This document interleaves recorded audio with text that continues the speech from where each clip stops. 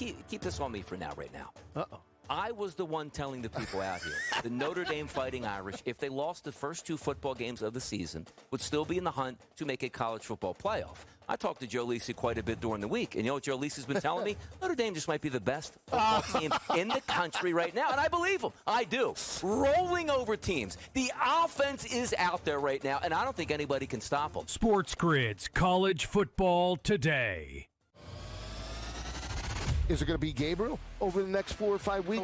Or is it going to be? I know. Is it going to, but that's where they're at right now, because that mentality, changes. We go from rebuild at 1-3 to all of a sudden at 2-3, the bell goes off, and he in his head, probably drinking a beer at night, goes, "Hey, I can get this team to the playoffs." You listen, but that's the way these coaches think. Pro Football Today, only on SportsGrid. So let's just start right there. Malik Neighbors, Tyreek Hill, done for 2025. Think of the managers that invested the draft capital. Man, oh man, what to do? Yeah, this is really tough. I had people message me, man, I had Neighbors and Hill, and I lost them both in the same week. That's tough.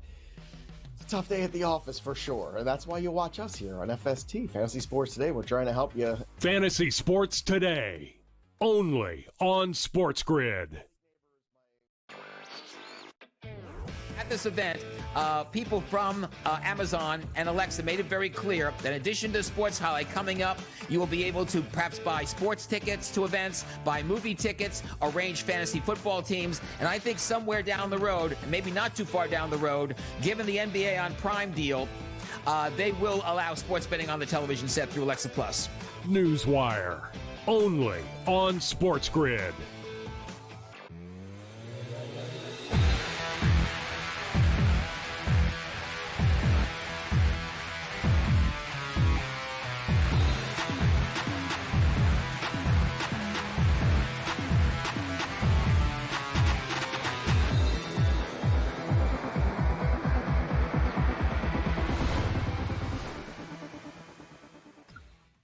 And welcome in. It is In-Game Live Game Day here on a wonderful Wednesday evening. Scott Wetzel and Gabriel Morency for the next 2 glorious hours, right up until 10 p.m. Eastern Time, watching, analyzing, betting on the world of sports. Much like last night, a little bit of everything tonight. A little college football with some more MAC action. NBA, it's a who's who list of who's not playing. Typical NBA tonight. What a joke. NHL, we got a little bit of this and a little bit of that. Some NFL news to get to as well with some quarterback announcements today. Before you pencil in your fantasy roster, make sure you have a list of guys who's playing and who's not playing, including C.J. Stroud of the Houston Texans out. We'll get to it all. First up, though, as always, it's game time. What's betting you off tonight, Gabe? Well, we're ready to rock tonight. Strange night tonight as far as the card is concerned. Tonight is one of those, let's not confuse quantity with quality, I think is the best way of putting it this evening. As there's college football. Yeah, there's NBA basketball. Yeah, there's college basketball. None of it's really good, to be honest with you. And as far as the NBA is concerned, it's disappointing that we're this early into the season and we're already at this stage of the NBA and who's playing and who's not playing. And I really don't know what the excuse is. We can talk about schedules and how difficult it is and back-to-backs, but we see NHL teams do it. And the National Hockey League is a hell of a lot more physical league than the NBA is. And I get it. It's not easy on NBA players' knees, but it's hard to take the league fully seriously and be all into it when we're 2 weeks in and we're already into the middle of load management season. Yeah, it's crazy. It really is. Here's a partial list of who's not playing. No Steph Curry, no Jimmy Butler, no Al Horford, no Draymond Green, and that's only for Golden State. No Domantas Sabonis, no Zach LaVine for Sacramento, no Lou Dort, Chet Holmgren, Alex Caruso, all out. Jordan Poole out. Like I said, Steven Adams out. It's a who's who of who's not playing. DeAndre Hunter out for Cleveland. Some players are hurt. Right? Some players are hurt. The San Antonio Spurs are missing basically their entire team tonight. But Wembanyama is playing, so it's not really a load management thing with them. But it's a problem. I mean, let's just call it off what it is. It can't be like I know that diehards deal with it and they get tired of sort of casuals complaining about it, but the fact of the matter is it's hurting the growth of the National Basketball Association. It just is. Let's call it off what it is. Yeah. Less and less people care on a yearly basis about this league. Yeah. And even less so in the regular season when you really see it. I'm sorry, back-to-back should be, listen, you should be able to do that. And the thing that really ticks me off, Gabe, more than anything is, all right, if you're telling me you can't go back-to-back because it's too strenuous, how about the notion of then not playing 35 minutes one day and none the next? How about the notion of playing 25 minutes one game and then be able to have enough energy to play 25 minutes the next game? It's like it's an all or nothing. It doesn't make any sense to me. But that's the NBA. It's been that way. Though, and like you said, it's not getting any better. We will say it's not like the players are making these decisions either.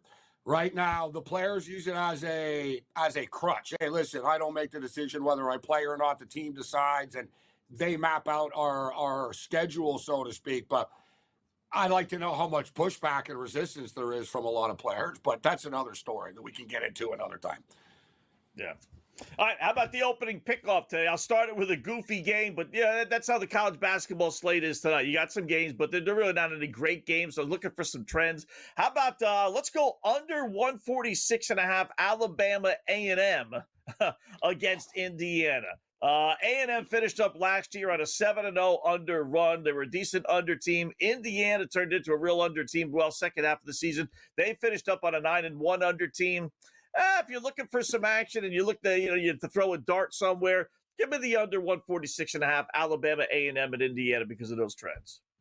We're going to play the National Hockey League. So normally I have a bunch of games off the top that are going off the board, but I'm not forcing it. I'm not playing one of these dumb college basketball games, or even the early NBA card didn't really catch my eye, right? I'm not really into recreational picks. I'm looking for wins. I'm going with what I like. I'm trying not to force things. If it jumps off the screen at me, I'll bet it. We're going to start off with the Vancouver Canucks. Vancouver Canucks and the Chicago Blackhawks tonight. Both teams are like exactly 500. All right. The Blackhawks are 5-5-3, which for them is pretty good. The Canucks are 7-7, and Canuck Nation is up in arms and thinks they suck. The thing is, the Vancouver Canucks have played 9 of their 14 games to start the season on the road. Right, you want to talk about bad scheduling. These guys have played in 9 different time zones already, 9 games in different time zones already this year. They've been all over the place, and they're 7-7. They were without Quinn Hughes. They have a little 4-game homestand set to begin tonight against the Chicago Blackhawks. Let's take the Vancouver Canucks to start to string together a couple of wins in a row this week. Canucks beat the Chicago Blackhawks tonight, -162 at FanDuel right now. All right, I'll go NBA. It's funny. It's hard to have an NBA game kind of jump off the page like you were saying, right? Because the lines are so big. No matter who's facing whoever, if the lines are all right around 10, it's kind of hard to jump off and say, boy, I love that one. So, but that said, I'll go with Denver laying the 9.5 at home against Miami. It's been a one-sided series over the years. Denver's dominated 12-3 against the spread, last 15 against Miami. They're out of 7-1 against the spread. Home run are the Denver Nuggets as well. We know how difficult it is for teams to go into Denver with the altitude and all that other stuff. This is the middle of a West Coast trip for the Miami Heat. I'll take Denver. I'll take a chance that they cover and win by double digits. Give me Denver laying the 9.5. I'm going to stick on the National Hockey League ice.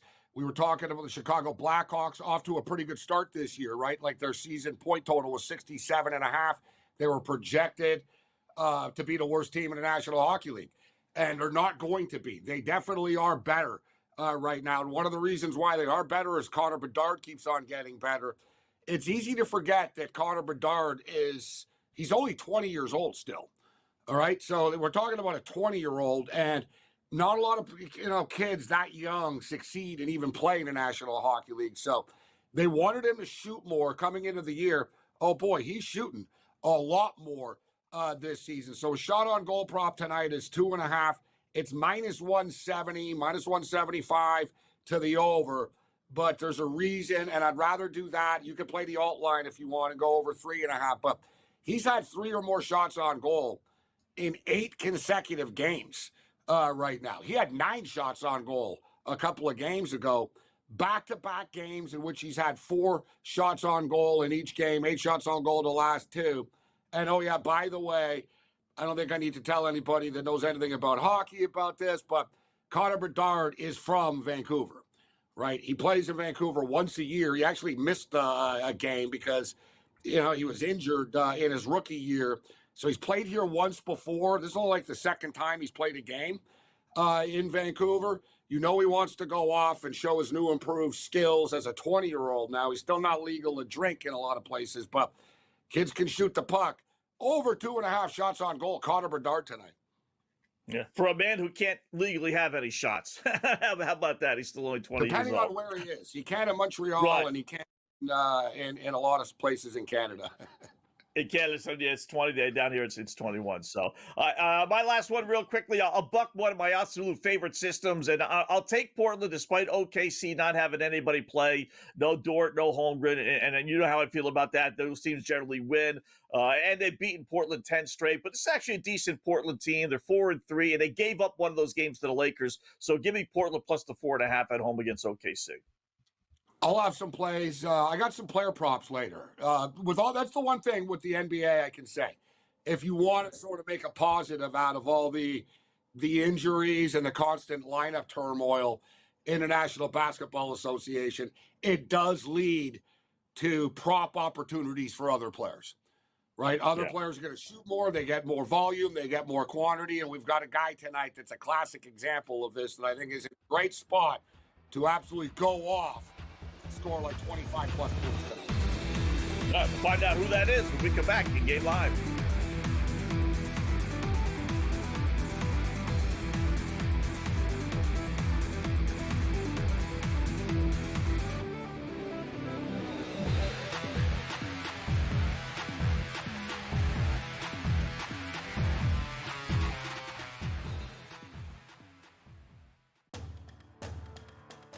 Jeremiah Love is a player that you have to keep an eye out on just because of a running back, his versatility, how good he is in the receiving game this year. We haven't seen a running back potentially crack the top three when you just think about it with the Heisman Trophy back there. Jeremiah Love just dominant. If Notre Dame wins out and they're in the college football playoff, Love should be involved in the conversation.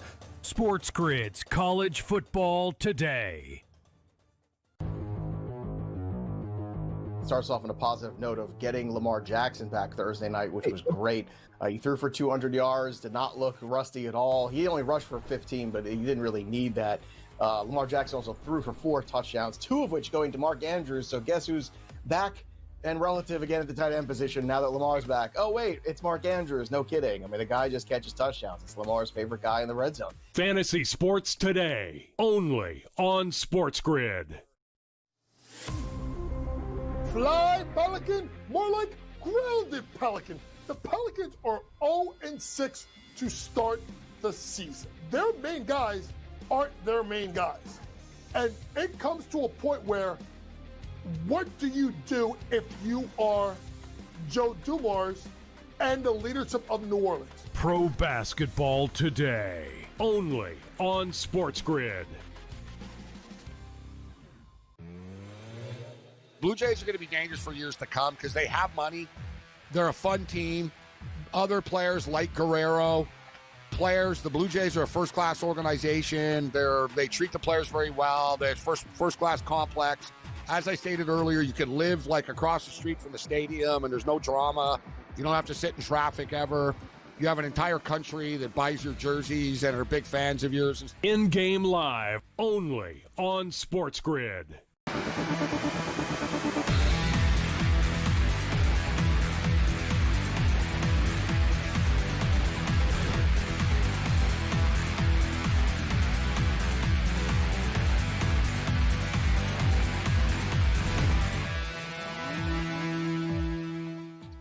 Hi, welcome back in Game Live. Game Day here on the grid. Scott and Gabe just getting underway. Listen, I know this would never happen, right? I get that, but I'll say it anyway, Gabe. There ought to be a rule with instant replay in college football. Like, if you don't have one team that's at least 500, there's no instant replay. You know, I got 3-5 Ball State playing 3-5 Kent State, right? And I actually like Ball State, which I'll get into here in a little bit. They're spending an hour on a 10-yard pass. I just want to yell at the TV set and say, you're You're 3-5. You're going nowhere. Just decide on a The winner. 10-yard pass on who it's a completion or not. It's a big game. It's real big. Winner It's trying big to get game. to 4, hanging on to a faint bowl bid. You know what I'm saying? But I get what you're saying. It's overkill. It's overkill. Yeah. Like, it's overkill. You know, the NFL doesn't get it right, and they take forever to do their reviews. And even with the reviews, it seems like they're wrong half the time. College football, I used to be impressed with. I was like, you know, these guys actually look at everything. Like, they really will. Like, if you complain, your coach, and you bitching up, you know, hey, you better look at, like, they'll look at it. But now we're to the point where they look at everything. It was like the WNBA. It was the same thing in the WNBA. And, you know, one of the analysts said it best. They said, just make a call. Like, if you're a ref, stop, like, relying on the replay all the time. Like, the WNBA refs were so rattled. It was almost like, oh, let's just go to the replay so people won't bitch. And, yeah, the game, like, it was no flow at the end of the games. But I do have to call myself for being a hypocrite, because I said off the top, I said, yeah, I'm not betting, like, recreational bets on these dumb college basketball games tonight. But as I say that, I look up as someone that does have money on the Ball State game, and as money, somebody that does have money. Football's different, Scott. Like, it's different. Like, you know what I mean? It just is different. Like, yeah, you're betting on bad teams, but it's not the same as betting on, like, a, you know, Alabama A&M game. You know, I mean, how much information can I possibly have on Alabama A&M? Or one of those, like, college games. Unless it's, like, you know, the Tuesday night Dayton play-in or something like that. You know what I'm saying? But, like, you know, but for the record, though, I thought this total was too light at 42.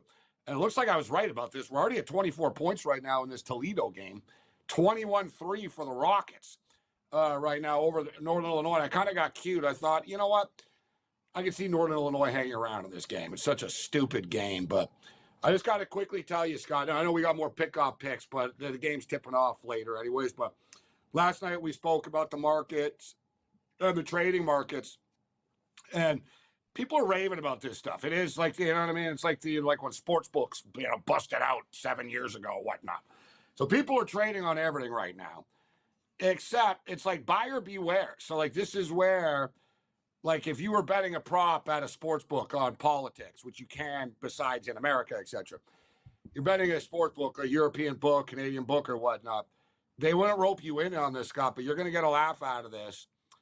Somebody traded, sorry, my bad, my apologies. They traded $15,000 that the Zandami dude would be the president of the United States in like 2034. In like 2 years. 2032. All right. Oh, my goodness. Number one, bad trade, because there's not a hope in hell. Number two, the dude's born in Uganda, bro. He's not even eligible. Yes, he's not eligible. Yeah, so I'm saying the trading sites, people post these things, they let him do it. He like so it sounds like he just lost on something. He just lost on something that's impossible to win on. So you can argue both sides of this. That's pretty effing shady that you can even like that was up when he's not even eligible to ever be president. Or you could argue, listen, if you're that effing stupid and you put $15,000 on somebody to be president and he was born in Uganda, unless you bet him to be the president of Uganda, Scott, I don't feel sorry for you. You know what I'm saying? I mean, we were talking trading. I got such a laugh out of this that I had to bring this up. So basically, how these things work, like I'm novice to this stuff, right? So I'll admit that I got to pitch something stupid and rope so you can pitch anything up as long as somebody takes your bet. Then you're okay. Classic example. Let's say I say the Hamilton Tiger Cats got to go win the Super Bowl. Maybe people would buy into it. Well, they're in the CFL. They can't play in the Super Bowl, but you're trading on it, so it's my fault. You know what I mean? If you take I'll my take bet. The BC Lions to win the Super Bowl, Scott. Wow, that stuff is like that. That's really creepy. That's whacked out the way. Like, dude put $15K up for a guy that's born in Uganda. Like, I'm like, I don't feel sorry for you. So I like, why wouldn't you take that bet then, right? I mean, okay, or that and wager, or so that stupid they bought it. I guess they bought it from him for like $10K. See, he got even dumb and dumber. So I'm just the internet guys, this whole new society that we're in, man. Like, read the fine print. Make sure you know what you're doing. Not to mention, you got to hold on to your ticket until 15 years, 7 years from now. Or whatever year it was, 7, 10 years from now. Whatever. What are we 26? I'm losing control of the years. I have issues. Yeah. I have issues of waiting until the end of a baseball season to do a season prop, let alone 9 months from now, let alone 10 years. Right? Like, 2 election cycles, 8 years from now. I don't know about that. Yeah. So you got to be patient. I better get damn good odds on that. It's like I was telling you about, you're betting on your kid to win and score a goal in 25 years, right? Like, you want some pretty good odds for that. That's fun. Once we get going on this stuff, we should put some stuff up there. If someone is dumb enough to take it, like the Knicks will win the WNBA championship, right? If someone's stupid enough to grab that, okay, go ahead. See, but a sports book wouldn't post that because they would get they would know. Get investigated. You know what I mean? Like if you had a license and stuff, like the gaming commission would say, listen, you're taking action on something that physically can't happen. Like you're roping people in here. Like, you know what I mean? Like it's like if a sports book prop up. The BC Lions to win the Super Bowl. You're like, damn, 500 to 1 odds is pretty good, huh? BC's pretty good. But good football team, but they're not eligible. Maybe in the old days when they had the Super Bowl champion playing the college All-Stars. Remember that? Exactly. So they play BC up there. So, that said, I do got Ball State tonight laying 2.5 or 1.5. Let's go Cardinals. There we go. Let's go Ball State. Yeah.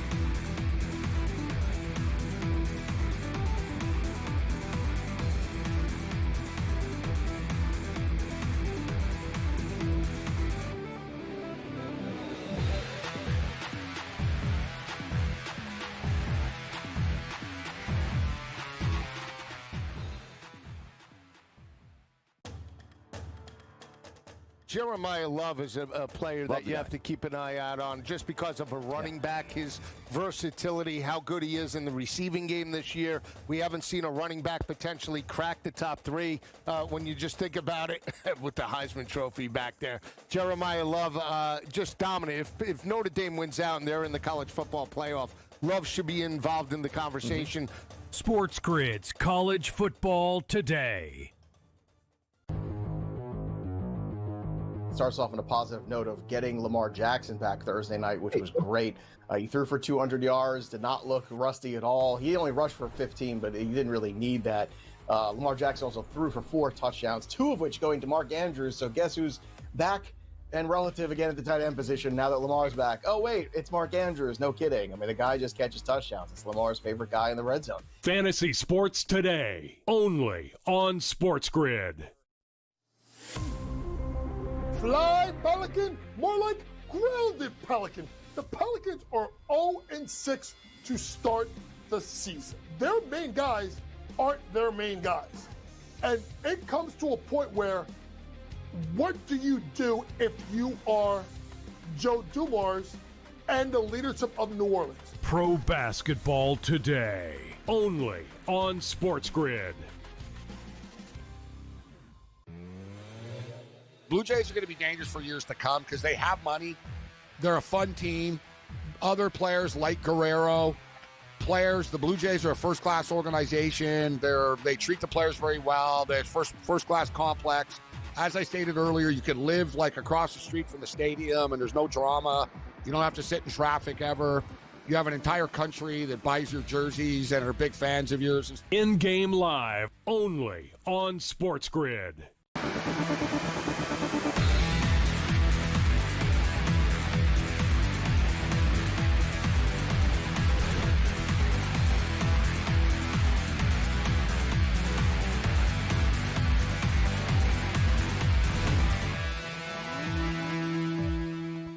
Hi, welcome back in Game Live. Game Day here on the grid. Scott and Gabe. We got the coach coming up here in about 5 minutes. We'll do some NBA with him. But I like Ball State tonight.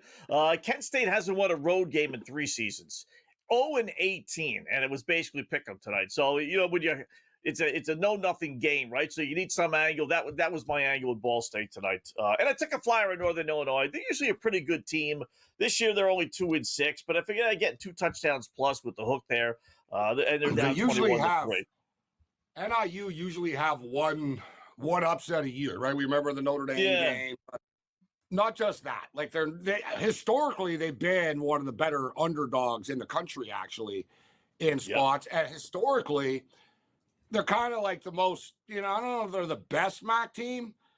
Would have to kind of tip our cap to the Ohio Bobcats, actually. I'd say Ohio, Scott, they're the most consistent ones. You know what I mean?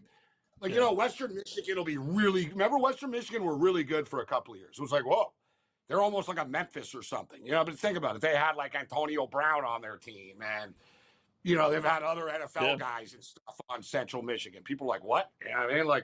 But the MAC used to have, Ben Roethlisberger played in the MAC. Right, the MAC used to ball. Like, there used to be some good teams in the MAC and like NFL caliber players and stuff. Hell, Marshall and Randy Moss at the time. Like, there were ballers like in the MAC, and some of these programs were sort of good, and they kind of come and go. The Ohio Bobcats, though, Scott, they're just that sort of man. Yeah, they're like 8-4, 9-3 every year. You know what I mean? Like, they're just sort of there. NIU, remember, if you guys remember, they played in the Orange Bowl. In the BCS days, they made it like, it was like, whoa, man, NIU were like 12-1 or 11-1 or whatever. Like, good program. They've hit a wall. Like, ever since that Notre Dame game, to be honest with you. Like, 2 years ago, they beat Notre Dame on the road. And it's funny, Scott, one of those classic, you like the angles like that. That's the other time-tested one, bro. Northern Illinois beat Notre Dame, and people are like, oh, they're going to do great in the MAC. And then they sucked in the MAC after. Like, it was like the team. It was the team like that beat. I think it was Hampton. Well, I've always forgot Howard. They beat. I was in Vegas too. I was there that day. Remember Howard beat. I think it was Howard beat UNLV. They were like 45-point underdogs. It was Cam Newton's little brother. It's technically the biggest upset in football history, although UNLV never should have been that heavily favored. They're UNLV. Right. But same thing. So they won that game, and people like hammered them the next week in like the Black College Southwest Conference West Game of the Week type thing. They got lit up, Scott, after. So, like, you win as 45 points one week as an underdog. You ain't winning the next week, Yeah. I think that was opening week, too, if memory serves me right. That Howard UNLV. Yeah, right? It was, Yeah, I remember that. So biggest point spread upset ever, still to this day. Yeah. But that's you amazing think about it. UNLV never should have been that heavily favored. Right, yeah. They UNLV that sucked in those days. Yeah, I'll never forget that, too. I was at the Westgate. It was like the SuperCon. I was at the Westgate that day, and I'll never forget. There was a UFC card that night. And earlier in the day at the Westgate, the band was there, like the Howard band and like the parents, and like they're all drinking and gambling, and they're all the sports book living it up and stuff. And I never forget looking over and speaking to one of the dads, and I said, yeah, you guys won't be in such a good mood. I said, I hear 45-point underdogs. I said, enjoy the game tonight, but good luck with that. He goes, we're going to shock the world. You're going to see, we're going to shock the world. I was like, yeah, of course. I said, good luck with that. Yeah, sure. Going to the game, and I said, no, I'm going to the UFC, but I'll see you. I'll be around later. So lo and behold, Scott, I go to the UFC. I come back to the Westgate to cash my tickets and stuff, and there they all are. The band is in the sports book, banging the drums and the horns. Boom, boom, boom. Dan, dan, dan. They took over the casino, man. And I was like, you guys won?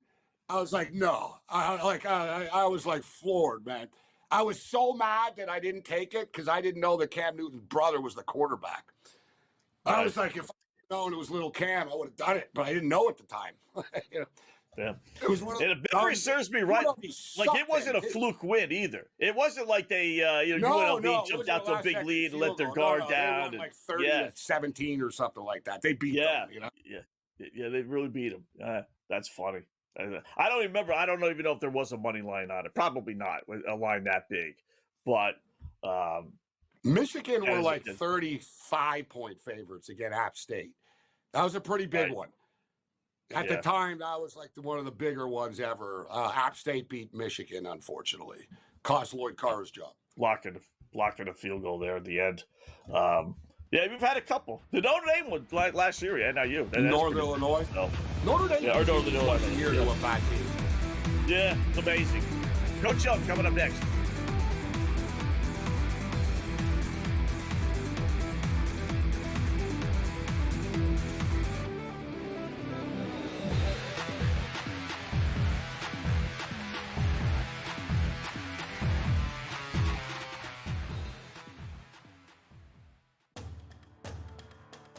Jeremiah Love is a player that you have to keep an eye out on just because of a running back, his versatility, how good he is in the receiving game this year. We haven't seen a running back potentially crack the top 3 when you just think about it with the Heisman Trophy back there. Jeremiah Love just dominant. If Notre Dame wins out and they're in the college football playoff, Love should be involved in the conversation. SportsGrid's College Football Today. Starts off on a positive note of getting Lamar Jackson back Thursday night, which was great. He threw for 200 yards, did not look rusty at all. He only rushed for 15, but he didn't really need that. Lamar Jackson also threw for 4 touchdowns, 2 of which going to Mark Andrews. So guess who's back and relative again at the tight end position now that Lamar's back? Oh, wait, it's Mark Andrews. No kidding. I mean, the guy just catches touchdowns. It's Lamar's favorite guy in the red zone. Fantasy Sports Today, only on SportsGrid. Fly, Pelican, more like grounded Pelican. The Pelicans are 0-6 to start the season. Their main guys aren't their main guys. And it comes to a point where, what do you do if you are Joe Dumars and the leadership of New Orleans? Pro Basketball Today, only on SportsGrid. Blue Jays are going to be dangerous for years to come because they have money. They're a fun team. Other players like Guerrero, the Blue Jays are a first-class organization. They treat the players very well. They're first-class complex. As I stated earlier, you can live like across the street from the stadium and there's no drama. You don't have to sit in traffic ever. You have an entire country that buys your jerseys and are big fans of yours. In-game live, only on SportsGrid.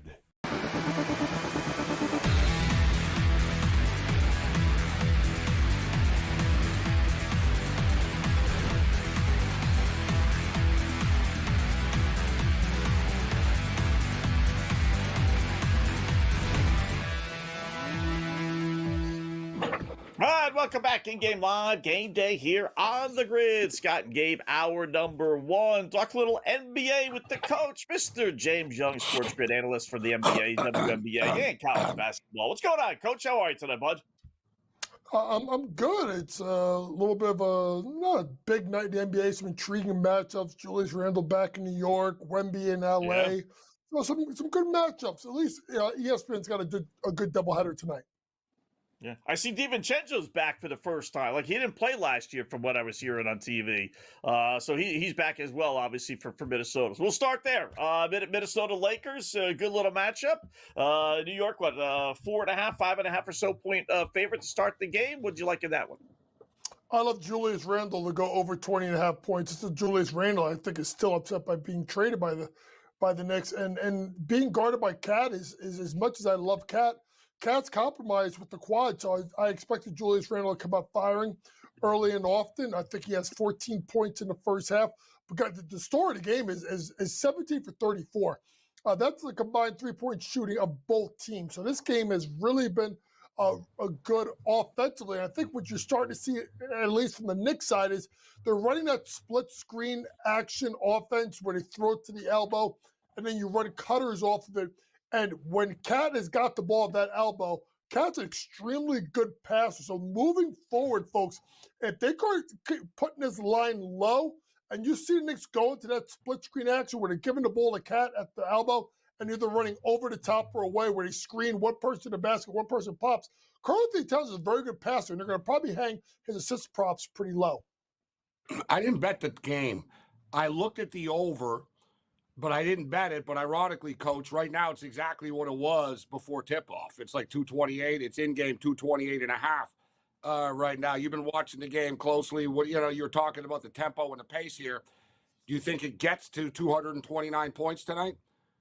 Yeah, because I think New York's offense is starting to move it a little bit. And it's a little bit different than the style of Tom Thibodeau, Gabe. Their ability to kind of push the ball, push the pace, flatten down the corners, and try to attack off the bounce and create. So it's really been good. You get they have more freedom now. You can see the players have more freedom, right? Yes, there's you more won't ball get that movement. death stare. You're the coach, so I'm sure you've given the death stare. They will get the death stare after taking a shot, right, Coach? Like Thibodeau, right? Feel the laser in your back, like it's like, oh man, like I don't want to look at Thibodeau, right? It's a little bit different with Coach Brown. Yeah, and I think not only that, it's more not just ball movement, Gabe, people movement. You know, when you got used to seeing New York, it's get the ball at Jalen Brunson, dribble. Yeah. Now that's more of a free flowing. If people are kind of older, I kind of call it like the Princeton offense on steroids. This is kind of Pete Carrill style offense, and actually Pete Carrill. That's when the Nets were really good in the early 2000s. They ran this kind of hybrid, fast-paced Princeton offense with the one to the basket, one to the popping up. So to me, that's what you're seeing from New York. A little bit more movement, but they definitely are not as strong defensively. Couple more games before we get to some of the later games, Coach. Your thoughts? Houston leading Memphis 30-17. Ja's back in the lineup.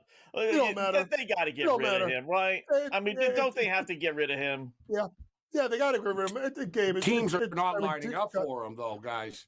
Yeah, there's one team. There's one team, and you're gonna like it, Coach. You're gonna like it. Lakers. Light the beam. Sacramento. It makes Scott, like the top tier teams don't want to deal with him. So like he's gonna have to end up in a spot. Sacramento, New Orleans, Sacramento. They have the money. Sacramento is supposedly the one team that has told Memphis, listen, talk to us if you're gonna do this. Yeah, and it's one of those things where they're been looking for a point guard ever since they traded De'Aaron Fox. De'Aaron Fox, and I may add, I think when he comes back, they're going to be the next problem with San Antonio. He doesn't fit, Coach. You and I talked about it. He does not fit. The Spurs, De'Aaron Fox. He does not fit with them. No, and it's one of those things where if you take De'Aaron Fox and you trade for him, then drafting Dylan Harper doesn't make sense because you already have Stephon Castle and Devin Vassell. So someone's getting moved, guys, at some point. It may be a De'Aaron Fox. And listen, if I am Memphis, I just try to get Ja to play at a really good rate for 3 months and then trade. The other guy is probably doing the same thing, and shocking, he's hurt again. It's Zion. At some point, they got to move on from him, but the guy can't stay healthy. I mean, listen. It's a perfect trade, guys. Zion for Ja.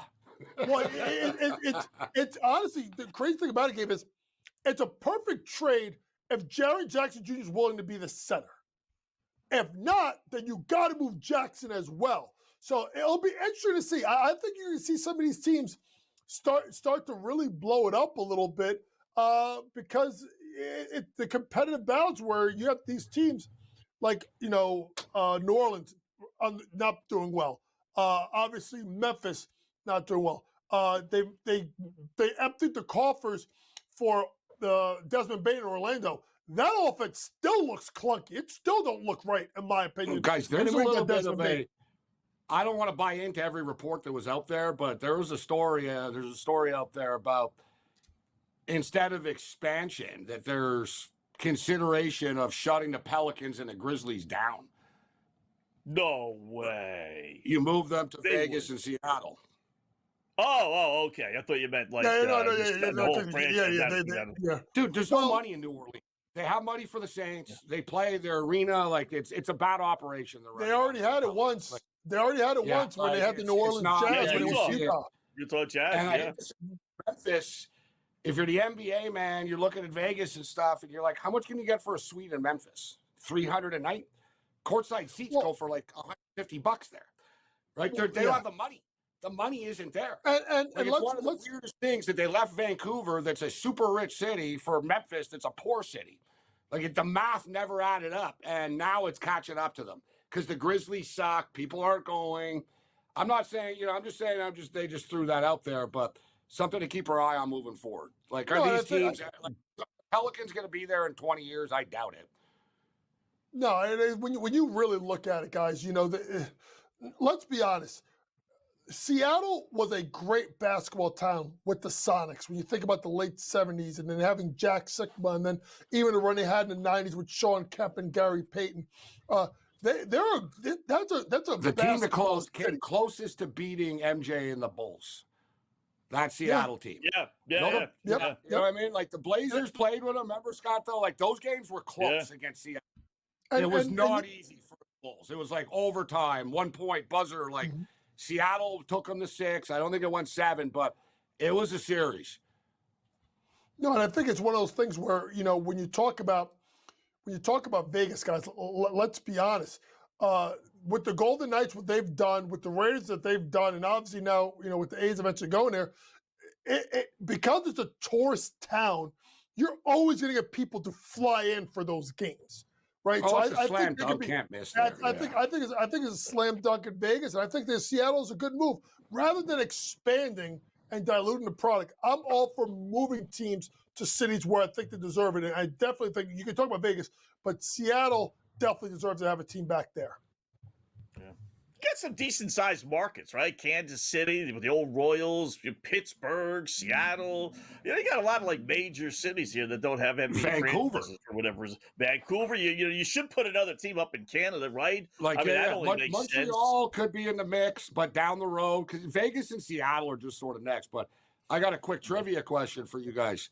Who's the only team in the NBA this year with 3 guys averaging 20 or more points a game?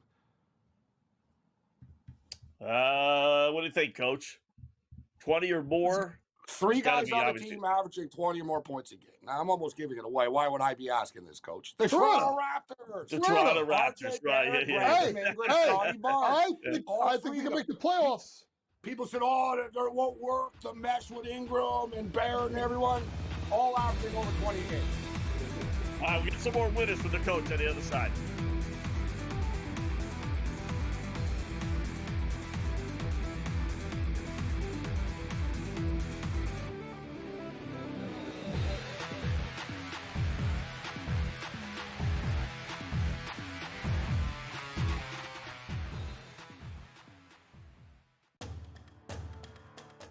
Jeremiah Love is a player that you have to keep an eye out on just because of a running back, his versatility, how good he is in the receiving game this year. We haven't seen a running back potentially crack the top 3 when you just think about it with the Heisman Trophy back there. Jeremiah Love just dominant. If Notre Dame wins out and they're in the college football playoff, Love should be involved in the conversation. SportsGrid's College Football Today. Starts off on a positive note of getting Lamar Jackson back Thursday night, which was great.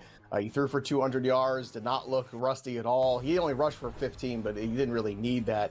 Lamar Jackson also threw for 4 touchdowns, 2 of which going to Mark Andrews. So guess who's back and relative again at the tight end position now that Lamar's back? Oh, wait, it's Mark Andrews. No kidding. I mean, the guy just catches touchdowns. It's Lamar's favorite guy in the red zone. Fantasy Sports Today, only on SportsGrid. Fly, Pelican, more like grounded Pelican. The Pelicans are 0-6 to start the season. Their main guys aren't their main guys. And it comes to a point where, what do you do if you are Joe Dumars and the leadership of New Orleans? Pro Basketball Today, only on SportsGrid. Blue Jays are going to be dangerous for years to come because they have money. They're a fun team. Other players like Guerrero, the Blue Jays are a first-class organization. They treat the players very well. They're first-class complex. As I stated earlier, you can live across the street from the stadium, and there's no drama. You don't have to sit in traffic ever. You have an entire country that buys your jerseys and are big fans of yours. In-game live, only on SportsGrid.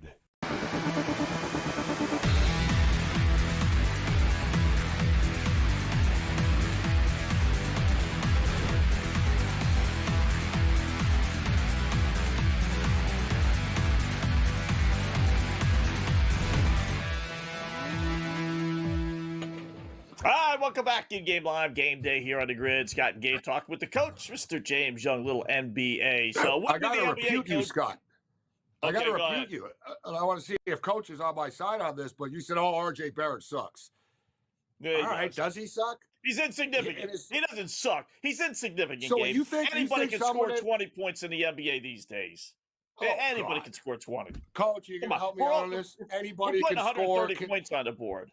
I would say his career average is 18.9 points per game. That's not a suck bust career. But the It's an knock with insignificant. RJ is he scores, but he's not been on a score on a team that's won. His only really decent years was he's his not a last year with go-to the Knicks. superstars coach. He's a number 2 type of guy, number 3 type of guy, right? He's not that guy like get the ball to RJ in the last second, but I'll ask you guys, all right, and I know the fact to this because I bet it and I lost. Who was the leading scorer in the Olympics for Team Canada, SGA or RJ Barrett? Well, RJ Barrett, he right, went off but and scored like 26 a night and stuff like that in the Olympics. And RJ as a pure scorer, you're right, but RJ cannot be the best player on your team. RJ can't be the second best player. I think RJ, but that's far from sucking, Coach, and being a bust. That's a big difference. No. Listen, you know what I think RJ Barrett would be really good at is if he was a sixth man on a championship level team. A guy that can come off the bench, Jordan Clarkson, and get you 15, 16 points a night, change the game, get up and down. But listen, at the end of the day, I was bullish on Toronto starting the year. I thought this team could make the playoffs. They're starting 5, obviously with Quickly and Barrett and B.I. and Barnes and Jakob Poeltl, Grady Dick coming off the bench.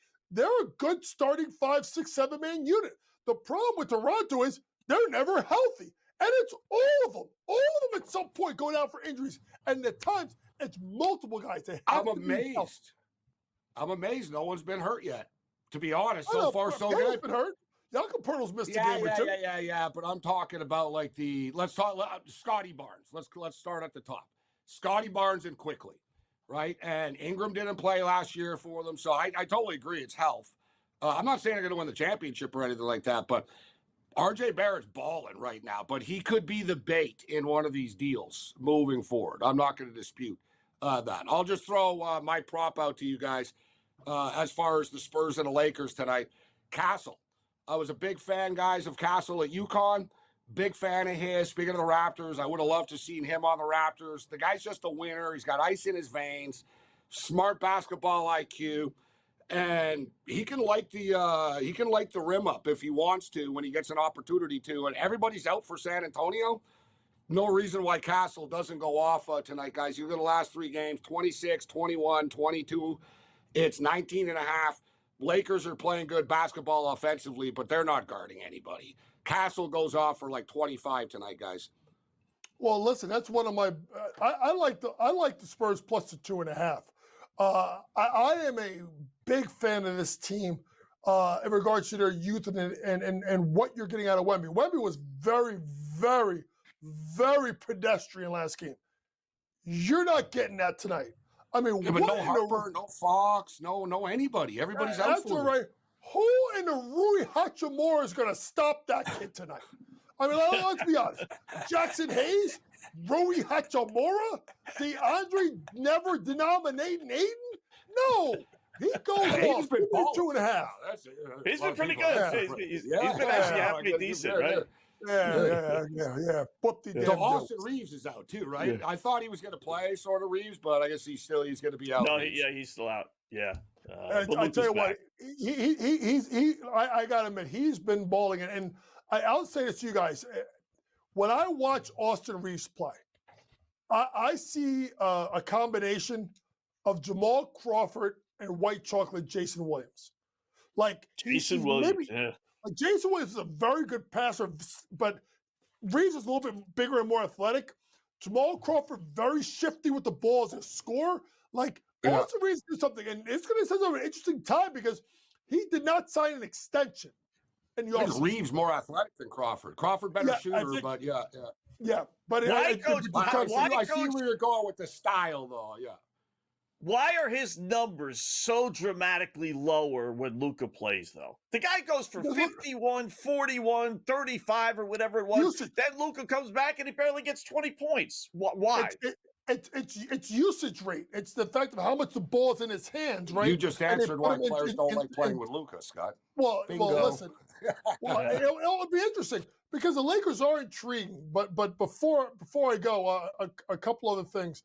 I do like Shaedon Sharpe to go over 4 plus rebounds tonight. He's done this in every game so far this year. I do like Shaedon Sharpe. from Portland. Shaden Sharp. 4+ rebounds. I like Dennis Schroeder over 4.5 assists. He should be able to get there in his matchup tonight. And then I'm going to lay the points with Oklahoma City. Guys, like, what is going on with this team? Like, they got guys hurt. A.J. Mitchell goes and he's getting you points. Isaiah Jones getting you 50, 60 points a game. You have all these injuries, and the guys that I expected to step up were Lou Dort and Caruso, and they're playing like hot trash. But these other kids that barely played last year are scoring a ton. I'm not going against them until they lose the game. And I don't think they lose tonight to Portland, even though Portland's been good to start the season. That team focuses on basketball, man. I know it sounds cliche to say this with Oklahoma City, but they didn't even know how to drink when they won last year, if you recall. Like, they're a bunch of basketball geeks. Like, no, I'm dead serious. Like, remember Chet Holmgren said, I'm here with my Michelob. Like, he didn't even know how to say it. If they don't know they were all like, they did it, too. They said, I don't drink. One of the guys, Jalen Williams, said, that was the first time I drank in my life at the parade. Like, they're dedicated to basketball, this team. Like, so I'm saying some teams win a championship and the party is on, man, for the rest of their lives. Like, yeah, whatever, dude. I've already won. These young. They're like a college team. They're just like, oh, next game, let's go, next kid up. Like, Yep. Hey, listen, they got the draft picks. So at some point, Sam Presti's going to push some chips to the center of the table. That's the team of the future right now in the NBA. Kyle Lowry is still partying the Raptors. No Dort or Holmgren tonight, though, for OKC.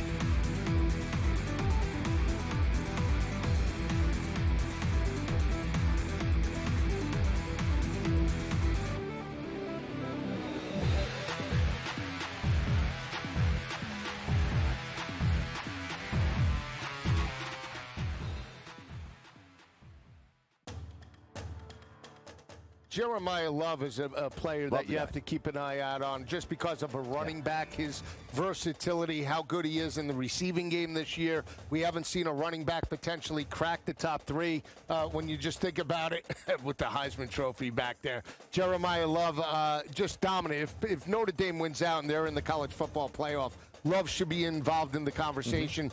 SportsGrid's College Football Today. Starts off on a positive note of getting Lamar Jackson back Thursday night, which was great.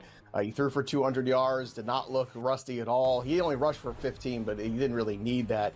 Lamar Jackson also threw for 4 touchdowns, 2 of which going to Mark Andrews. So guess who's back and relative again at the tight end position now that Lamar's back? Oh, wait, it's Mark Andrews. No kidding. I mean, the guy just catches touchdowns. It's Lamar's favorite guy in the red zone. Fantasy Sports Today, only on SportsGrid. Fly, Pelican, more like grounded Pelican. The Pelicans are 0-6 to start the season. Their main guys aren't their main guys.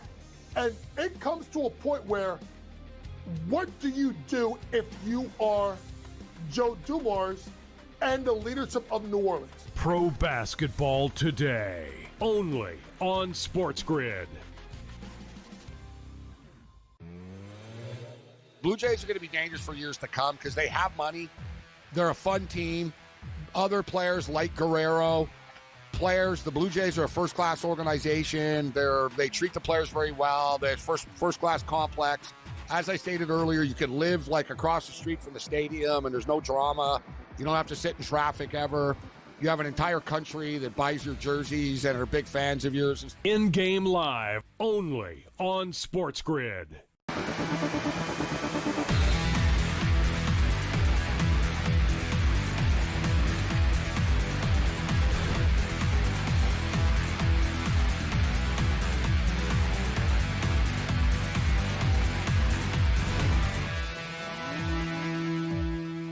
All right, welcome back in Game Live, Game Day here on the Grid. Thanks again to the coach. His plays, one more time to throw them out there in case you missed them. He likes Julius Randle over 20.5 points. That game's underway already. Maybe you can look at the adjusted lines on that.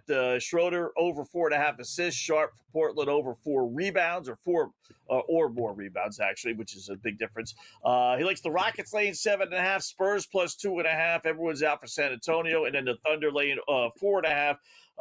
Everyone's out for OKC as well. As far as Dort's out, Holmgren's out, now it's Caruso is out. Another one of my pet peeves. If you're going to be out, okay, you know what? You're going to be out. But then you got Alex Caruso, who's resting, Gabe. He's not a 35-year-old guy. If you're going to have the other guys out because maybe they're legitimately banged up, why do you got to pick this game for you to actually rest? That's what just doesn't make any sense to me for the NBA. But anyway, be careful. It's the like Golden baseball. State Sacramento game, nobody's playing. Nobody's playing in that Golden State Sacramento. Curry, Butler, Horford, Green out, Sabonis and Levine out for the Kings. It's like baseball when they do stupid things, and it's basically, well, that's the analytics of it. They don't make these decisions with the NBA players the day of the morning or stuff. You know what I mean? Oh, how do you feel tonight? You want to play? It's predetermined. It literally is.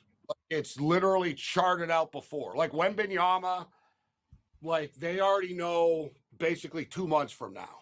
You know what I'm saying? Yeah, he's not look at the gonna schedule. Play. Yeah, they're going to like, play okay, back-to-backs. How do we maximize the rest? All right, we don't play from Thursday to Sunday. How about we don't play on the Thursday? Right? There's a lot of thought that goes into it, actually. But as I stated off the top, I'd like to see some pushback from the players a little bit. Right? You know what I mean? You're a player. They're not going to tell you not to play. If you really tell them, no, I'm playing. I don't believe in that low. Like Michael Jordan talked about that. And Jordan was an owner in the league, not a good one, ironically enough. The only thing he hasn't succeeded at, because he's a good NASCAR owner, and he owns speedboats and the speedboat racing and stuff. He's won there, motorcycles. This guy's won at everything, literally. Even now, his companies and whatever. NBA owner for whatever reason, Scott, he sucked. You know what I mean? Yeah. He gave Terry Rozier the contract. Bad deals. He hated young players. He destroyed Kwame Brown. Remember, He was just a mean SOB. He would draft a player and then tell the kid he sucks. You know what I mean? Yeah. And he kept on drafting slow, big white guy. The Frank Kaminsky's of the world. He kept on drafting. And it's and he's all he let me down. It's well, dude, you're the great Michael Jordan. Why did you think he was good? You know what I mean?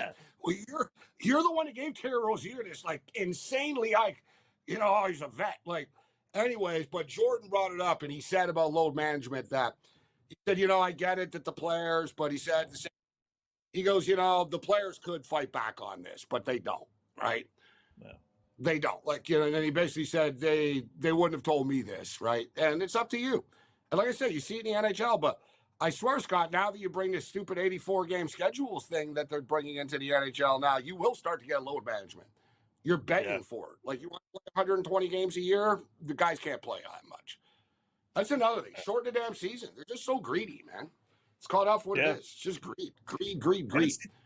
It's amazing. They make so much more money in the postseason. I don't care if you shorten the season, if that means, well, then we're going to have to extend the postseason. All right. I don't think the NBA really needs to extend it, or the NHL. For the postseason, though. But they don't get exactly. They don't get paid.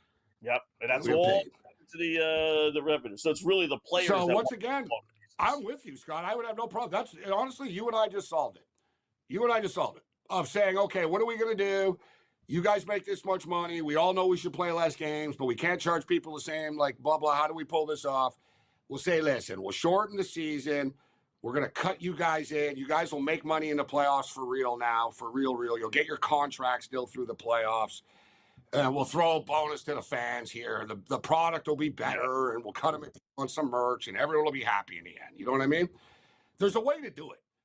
Right, there's a way to do it, Scott. You know what I mean? Even baseball. If they told you and me right now, I would cut the season to 154 games. I wouldn't bitch. I would say, tradition. It used to be 154 before it moved to 162. So whatever, it's tradition then. You know what I mean? Shorten it 8 games. I don't got a problem with that. Yeah, and Gabe, I've said this and explained this. I know we wouldn't go into November at least, Scott. We got lucky Toronto on an effing dome, bro. Imagine it was Detroit or Chicago or something.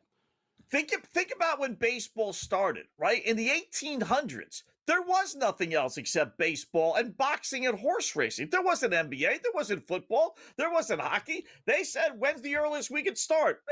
March, April? Okay. April. When's the latest we can go to? End of September? Okay. There's our season.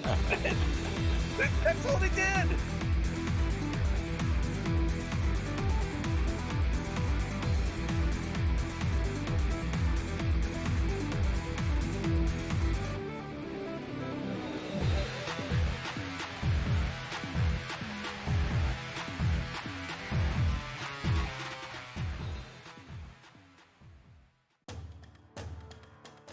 Jeremiah Love is a player that you have to keep an eye out on just because of a running back, his versatility, how good he is in the receiving game this year. We haven't seen a running back potentially crack the top 3 when you just think about it with the Heisman Trophy back there. Jeremiah Love just dominant. If Notre Dame wins out and they're in the college football playoff, Love should be involved in the conversation.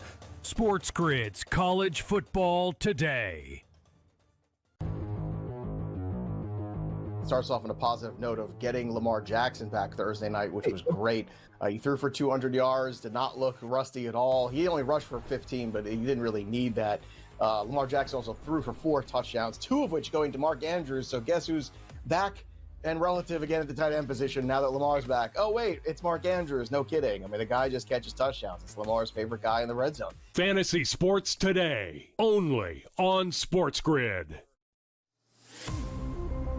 Fly, Pelican, more like grounded Pelican. The Pelicans are 0-6 to start the season. Their main guys aren't their main guys.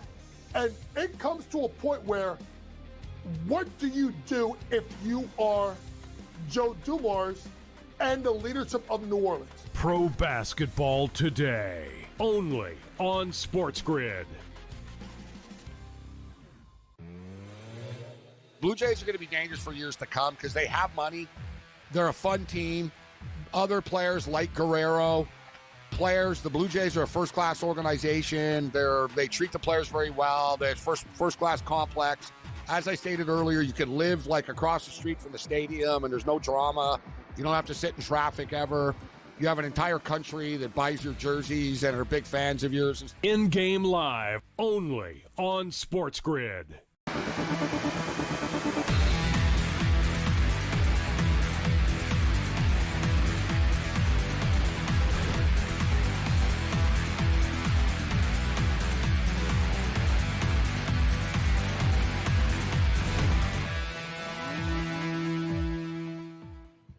All right, welcome back in-game live, game day on the grid. Hour number 2. Scott and Gabe got a little bit of everything tonight. Not quality, but we got, or not even quantity really, but we do have it as far as the different sports, whether it's college basketball, college football, a little NBA, little hockey, and obviously Wednesday lines are out. We're getting some quarterback news around the NFL. So why don't we talk a little NFL with Paul Bovey, VegasInsider.com, joins us from time to time. What's going on, Paul? Scott and Gabe, how are you tonight, bud?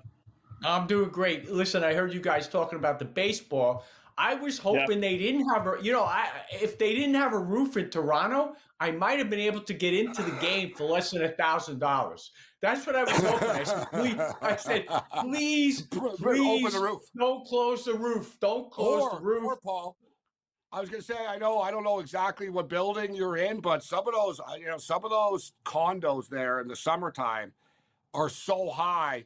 You can see right in the stadium, Scott, like totally. Like it's very like sort of like people have their parties on the balcony in the summertime. Hey, come over and watch the Jays game. And like the car, you're basically looking down over into the dome. But yeah, it was too cold for them to do. But yeah, you guys all know. And it's supposed to be Reggie Jackson was Mr. October, not Mr. November. Like that's what they're calling Will Smith, Mr. November, because he hit the home run in November. Yeah. Well, anyway, I got a good night's sleep on Saturday, so it all worked out. I'm sorry to say, Raptors fans, I felt bad for them because obviously the game didn't pan out. Yeah, Blue Jay fans. Yeah, Blue Jay fans. You got the Raptors in your head because you went to the game. Yeah, I got there. It was an absolutely. By the way, it was an absolutely amazing game. I'm really stoked on this Raptor team. Good atmosphere in the arena too, eh, Paul? Like as far as the buzz, the fans, the kids, like the cheerleaders, like it's a fun buzz at their games. It's almost like a amazing. Amazing. I went back to Costco today and bought 2 more sweatshirts. So anyway, yeah. We got when you got Costco there, much cheaper, right?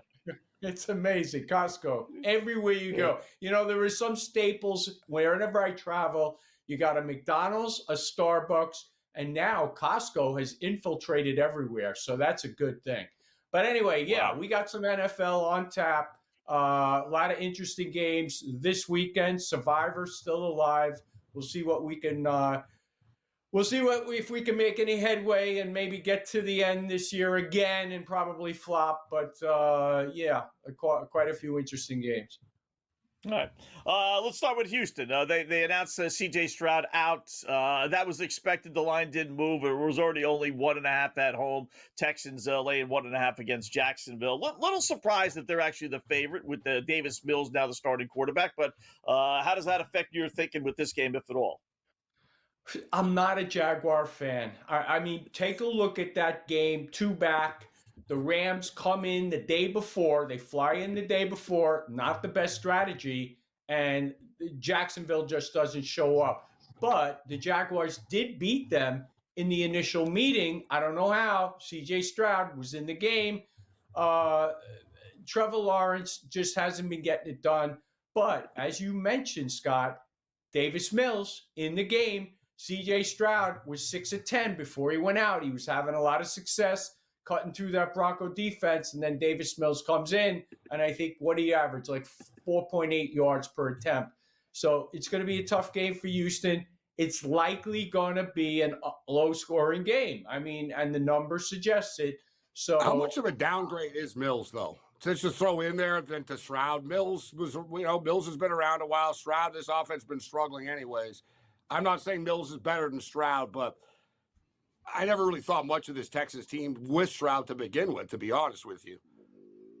Well, there's been some regression, no doubt. But and their O-line sucks. That's the problem.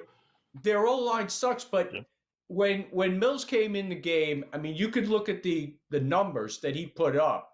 And like I said, I don't have them in front of me. I just know that when Stroud was in the game, he was moving the ball down the field. It was a slow move. It was very deliberate, but he was getting the ball down the field. And I can't back Davis Mills. Let's put it that way. And I can't back Jacksonville Jaguars. The Jacksonville Jaguars, you stink. I mean, I'm just going to say that you look at Trevor Lawrence. He had his signature game on his birthday, courtesy of a long interception return of a Patrick Mahomes pass, or else they're never going to win that game. But outside of that, they've done a lot of nothing. Mm-hmm. Biggest neck in football, Davis Mills. It's literally, look at his neck when you see this dude. Like, his head is like, he looks like a Pez dispenser. Like, it really is insane. Like, he knows it too. It's been discussed. But, like, look at his neck. But what am I missing, Paul, with the Patriots and the Buccaneers here? Right, the Buccaneers are getting bodies back this week. They're getting healthier.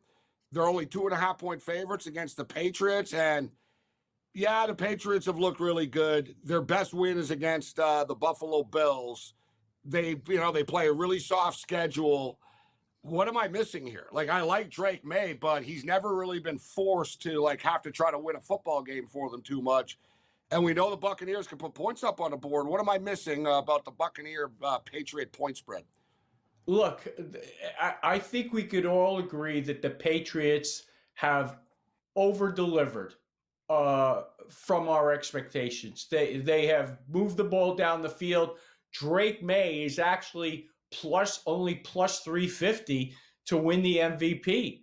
Now, as far as the Buccaneers, they've gotten a little healthier, but they're still without Evans. Godwin's is questionable. They're still without their top running back. So I don't know how healthier they've gotten other than the offensive line. And they've struggled a little bit lately. Bucky Irving will be back. Bucky Irving will be back. Okay, so Bucky Irving. He makes a big difference to that offense, too, just with those little screen plays. That's true. Okay, so I saw him as questionable. So if he's coming back, that does make a difference. But I don't think they're fully healthy. He doesn't have his weapons, and that's critical. So I think the line is priced right, man. I really do. I got to give the Patriots a lot of credit. They've taken on all comers, and they've come out on top. And you just missed a field goal. Just for the record, for the D-Gens out there. They just missed a field goal. And Kent State just recovered a fumble from Ball State after they were stopped on 4th down, and they went for it deep inside the territory. Now they got a first. We got some real degenerate weasel football. Kent State, Ball State. Yeah, you're not adverse to the MAC. Yeah. We got Toledo. No, you know me. I love the MAC, man. I love the MAC. What happened is I flip on YouTube TV and they're not getting ESPN, and I started flinging bottles across the room. Yeah, I'm like, it's on no TSN for the record, Paul. You're in. I know you're in Toronto right now. The Toledo game is on cable. Like flick around in your hotel. Oh no, you got the smart. I got the no. TV, yeah. I have TSN. I have the budget cable subscription because the only sports channel we get, ironically, is SportsGrid. That's it. That's all we get. We don't get anything else. Smart TV. Yeah. You got to get something called Block TV. It's out of Canada. It's great. $35 a month. You get everything. How about Baltimore laying only 4.5, Paul, against Minnesota? Oh, well, look, Scott, that final against Miami was misleading because Miami got down there repeatedly. They missed a field goal. They actually punted only 3 times. Baltimore punted 6 times. They just could not execute in the red zone. So at this point, I think Baltimore may be a little bit overhyped relative to what they've accomplished this year. And I think that's kind of a lot of points right now. I really like the Vikings, guys. I like the Vikings in this game. I think J.J. McCarthy silences the critics and strings together another win. Right? He came back last week. People are like, oh, he gets lucky and this and that. And okay, well, he just beat the Detroit Lions. I think they're going to beat the Ravens, Scott, outright. Wow. All right, Paul, you want to come back? We'll go over a few more games if you want. Okay. In-game live game day here on the grid.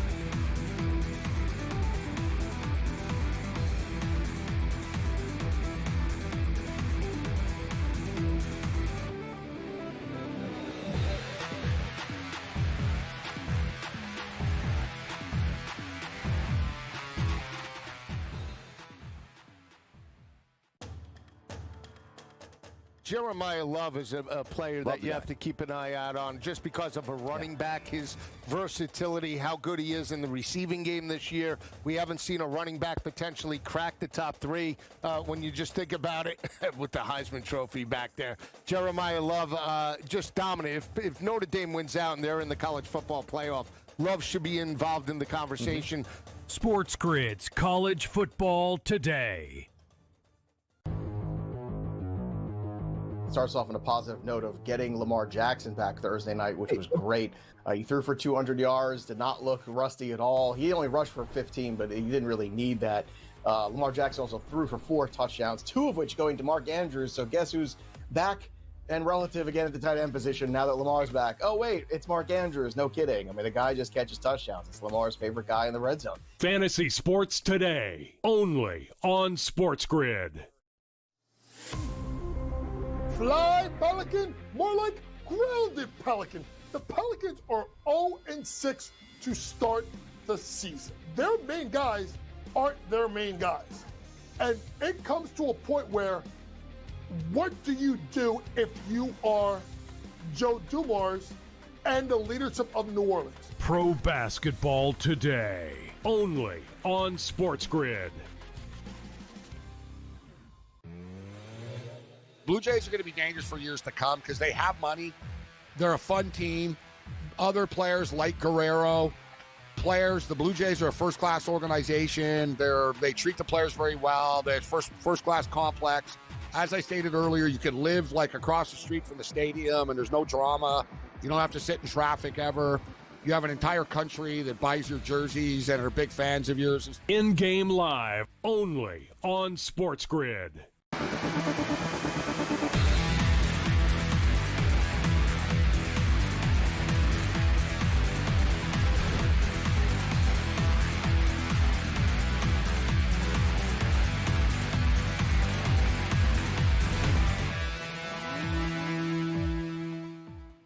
All right, welcome back in-game live. Game day here on the grid. Scott Gabe talking some football, a little NFL, never too early. First game is tomorrow with Paul Bovey, VegasInsider.com. Paul, let's run down a few more games. Might as well start with tomorrow's games. I did my notes. Here's the little nugget that I found on this one, right? So Raiders play overtime game last week, and they lose to Jacksonville. Teams playing an overtime game and then on the road, short week, like the Raiders are doing, Thursday at Denver, are 6-21 straight up, 4-23 against the spread. How about that? You want to lay 8.5, 9.5 with Denver, or are you going to buck those trends? Well, Scott, I'm going to tell you, I'm going to lay off the game. Why? I don't have a lot of faith in Bo Nix. He sliced up the Cowboys a few weeks ago, looked very confident, and somehow managed to get a win against the Texans, who we spoke about, and were depleted at the skill position, the main skill position. But I can't lay those kinds of points. As underachieving as the Raiders have been, they did come back against the also underachieving Jaguars, only to lose by a point. I can't lay it, and I can't take it. There's plenty of other games on the board. What do you think? What do you think from a survivor perspective, Paul? I'm still alive in the second chance survivor, right? So it's not $18 million, but it's $150,000, and it's down to like 1,100 people right now. And so it was a second chance survivor, but it started in the month of October. So like we're basically like 5-6 weeks into this thing now, already down to 1,100. And I took a lot of weird teams early. Like I took the Saints, the Giants. Like I went really ballsy early with this. And now I've got some good teams. I want to save the Bills, and I don't really believe in saving teams, but the Bills at Dolphins, the Bills should win this football game. They own them, blah blah, and all that. But the Bills have a couple of spots against a beat-up Bengal team later. They got the Jets later in the year. They got some spots. The Broncos' schedule gets a lot harder after this. So from a survivor perspective, it seems to me that it's almost now or never for Denver if you look at their schedule. Do you have a fear? You don't trust them with the points, but do you have a fear that they could choke this game against the Raiders? If I had the Broncos, I would take them. And the other benefit to that is you get to go to the clubhouse and then let everybody else sweat the weekend out. Okay. Yeah, exactly. So if I had them and I were in your position, I would take them, and I wouldn't trust the Bills. I still don't trust the Bills because remember the first game against Miami, they were roughing the kicker call away from possibly losing that football game. I mean, I remember that night. I had him in Survivor, and I was saying, I can't believe I'm going to go down with the Buffalo Bills at home against the Miami Dolphins, but it almost happened. So I can't trust the Bills. I don't have full faith in them. I will tell you, Bo Nix is a favorite, guys. If you want to play him, forget about the point spread. 13-1 straight up as a favorite in his 2 years as NFL quarterback. So survivor pool, even 10-4 against the spread, even the spread mark. Now a little different category here because now you're laying over a touchdown, which I'm sure hasn't been the case too often, but not bad on that one. See, one thing you got going for you with the Bronco defense, they are number one in pressure on the quarterback. I think they have like 38 sacks this year. Geno Smith is not going to respond very well to pressure. We know that. We've seen him make a lot of mistakes. So, Gabe, if I were in your position, yes, I would check the box with the Broncos. Yeah, I agree. Like I said, we got some spots down the road with the Bills. What do you think, Scott? You're the Dolphin fan. Do you have any confidence that the Dolphins, you think they're going to cover the spread, hang around, or do you think the Dolphins get smashed by the Bills? No, I think they get smashed by the Bills. I think this is the one situation where players are upset they weren't traded. Usually they get upset when they are traded, right? The trade rule. I think the whole Dolphin team wants out. I really do. And now they're all sitting there saying, "Oh, what the fudge? I'm still with this dopey quarterback and this goofy head coach and this, that."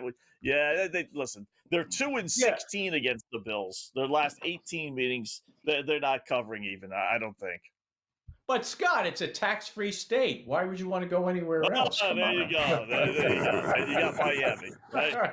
You got Miami. Only the hockey players seem to care about that very much. They're the ones that are talking about that. They don't make it. They don't make as much. That's why they care. Are we buying into Pittsburgh now?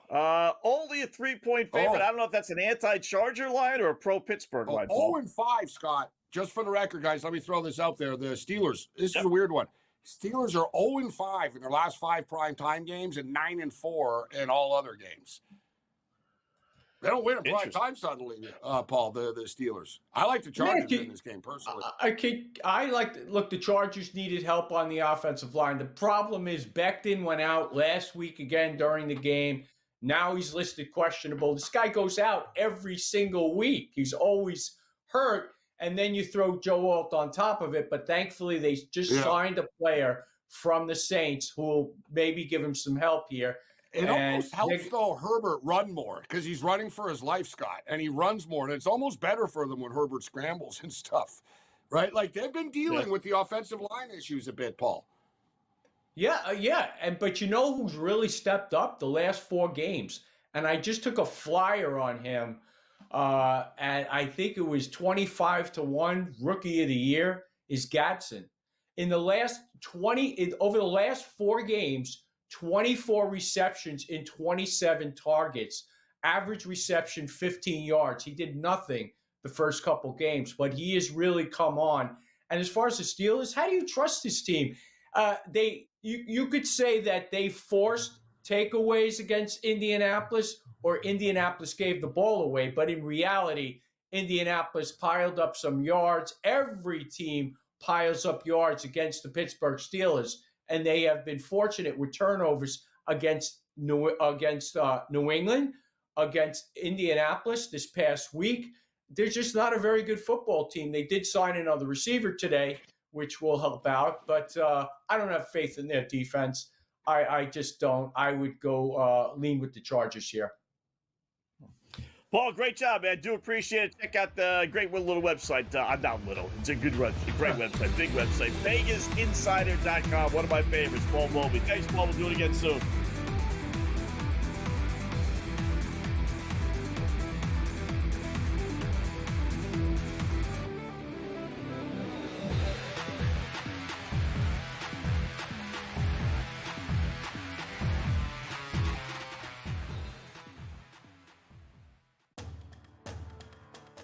Jeremiah Love is a player that you have to keep an eye out on just because of a running back, his versatility, how good he is in the receiving game this year. We haven't seen a running back potentially crack the top 3 when you just think about it with the Heisman Trophy back there. Jeremiah Love just dominant. If Notre Dame wins out and they're in the college football playoff, Love should be involved in the conversation. SportsGrid's College Football Today. Starts off on a positive note of getting Lamar Jackson back Thursday night, which was great. He threw for 200 yards, did not look rusty at all. He only rushed for 15, but he didn't really need that. Lamar Jackson also threw for 4 touchdowns, 2 of which going to Mark Andrews. So guess who's back and relative again at the tight end position now that Lamar's back? Oh, wait, it's Mark Andrews. No kidding. I mean, the guy just catches touchdowns. It's Lamar's favorite guy in the red zone. Fantasy Sports Today, only on SportsGrid.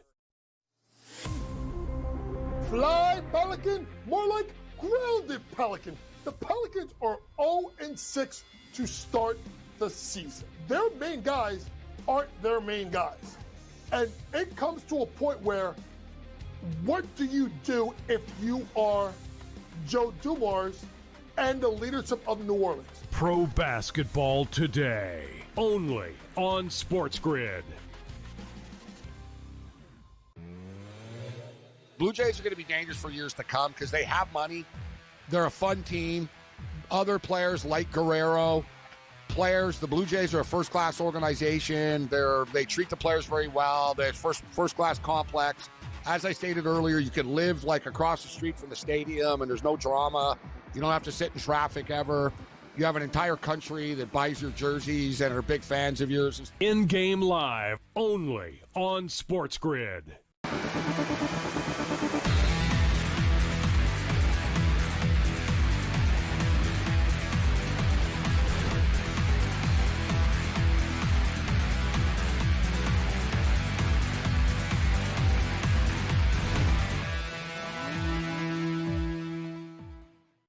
All right, welcome back in Game Live, Game Day here on the Grid. Thanks again, Paul Mulvey, VegasInsider.com, the site for all the picks and plays and all the stats that they have and everything else going on in the world of sports. So, got Cam Stewart coming up here in a little bit. We got some late NBA games starting here in a little bit as well, top of the hour. We can throw them out there now if you want. We kind of missed our late night with the guest on at 9 o'clock. But I like not so much the Spurs or the Lakers. I like Victor Wembanyama to get over 27.5 points. Kind of what you were talking about with Castles. Same type of thing. I think he's going to have a monster game. He had a bad game his last time out. The line is flipped. They were they were favorites. Laying 2.5. Now they're getting a point. I guess that's when the Lakers announced that Luka was playing tonight. Over under is 227.5. I'll take Wembanyama over 27.5 points, and I'll go over Golden State and Sacramento because nobody is playing. So the line is down to 224.5. And my philosophy has always been when these star players don't play, the points go through the roof because the guys on the bench can score. They don't play any defense. So most people go under. But I'm telling you, way, way, way more times than not, those games go over. So give me over 224.5 Golden State and Sacramento. It's too bad that the Laker and the Spur game isn't the full complement of players, right? Yeah. I mean, LeBron James has been out, but the Lakers have been balling without LeBron James. They play at a quicker tempo, and they're scoring 1 million points a game, and they're pushing the pace. And then you get the San Antonio Spurs, great young basketball team, but basically the entire team is out tonight. So it's Wembanyama and Castle versus Luka Doncic and company, and no Austin Reeves tonight. Nope. Right? So I sort of got put off. I've been all over the place with this. If it was a full complement, Scott, I'd be on the Spurs. Right? In a statement spot, I'd be like, all right, give me the Spurs in this spot. I've underestimated the Lakers this year. Yet Reeves is a big, you're losing a lot of points here with Reeves not playing now tonight suddenly. Yeah. So with all that being stated, I keep coming back to Castle over 19.5 as far as the safest bet of the game to me. I mean, the last 3 games, people have been out. He scored 26, 25, 22. It's 19.5 tonight. There's going to be points scored. Luka doesn't guard anybody, right? Like, no one guards anybody. So there's going to be points scored in this basketball game. So I like Castle, but maybe I'm riding thinking too much about the Dodger wave right now. But basically, the party ends tonight. Like, they've been on a little run right now. Like, the Dodgers had a big team party last night. They had the parade yesterday or 2 days ago on Monday. They did a Jimmy Kimmel show last night, Dancing with the Stars. They've done the freaking circuit. And now tonight, they're being honored at the Laker game. So you get Mookie Betts, Glasnow, Blake Snell, Will Smith, and Teoscar Hernandez are going to be there tonight. And I just like the symmetry of the Lakers just sort of keeping this party going. And don't forget the Dodger owner actually just bought the Lakers. So same ownership group now. But I get the feeling the Spurs just don't have enough bodies for me tonight, Scott. Too many guys are out for the Spurs for my liking tonight. Luka's number game, right? This would be, if I didn't tell you the number, I mean, it makes all the sense in the world, right? There's no... Was it 34.5? His point total? No, 35.5 even. Right? I didn't even look. I didn't look. I was like, 30, 40. That's I crazy. was hoping 30.5, It's like 32, maybe 35.5. I mean, how can that's unheard of. That's crazy, right? He's going to go for 40 or 50. He's going to do it, but you can't bet that. I remember earlier in the year there was a Laker game. It was the first game on TV or whatever, and I said the same thing. I was like, man, first game of the year, 31.5. I said, oh, man, he's probably going to get to 30, or I just can't pull the trigger. What did he score, like 44 or something stupid? Yeah, something like that, yeah. I was like, I was so mad. I was like, God, dude, this is the era we're in right now, right? Not with all the teams. The Eastern Conference is a little bit more slugfest still. But like this Western Conference basketball, West Coast stuff, Scott, might as well have Paul Westhead coaching. Yeah. Like, I think Hank Gather's prop was 35.5, like with Lyle American. Yeah. We got to find out, actually. Let's try to do a little research. What's the highest player prop total ever for an NBA player? Because this has got to be right the game. Michael Jordan was never this high. Yeah, no one's ever been 35.5 before. Come on. Yeah. They actually lowered Wembanyama to 26.5, and Castle's down to 18.5. I think Castle was 19.5. I don't know. I didn't put the play in yet. I don't know. Let him, dude. They did that with Brissett the other day to our bet. Remember when we won that? Exactly. So Yeah, but yeah, Luke at 35.5 was son of a gun. You might as well just bet I him would've at bet the 50 then under. if he's going to go up. I wouldn't be betting the under either, yeah. Again, Stewart, How coming about up Max next. who got the 39 last night? I got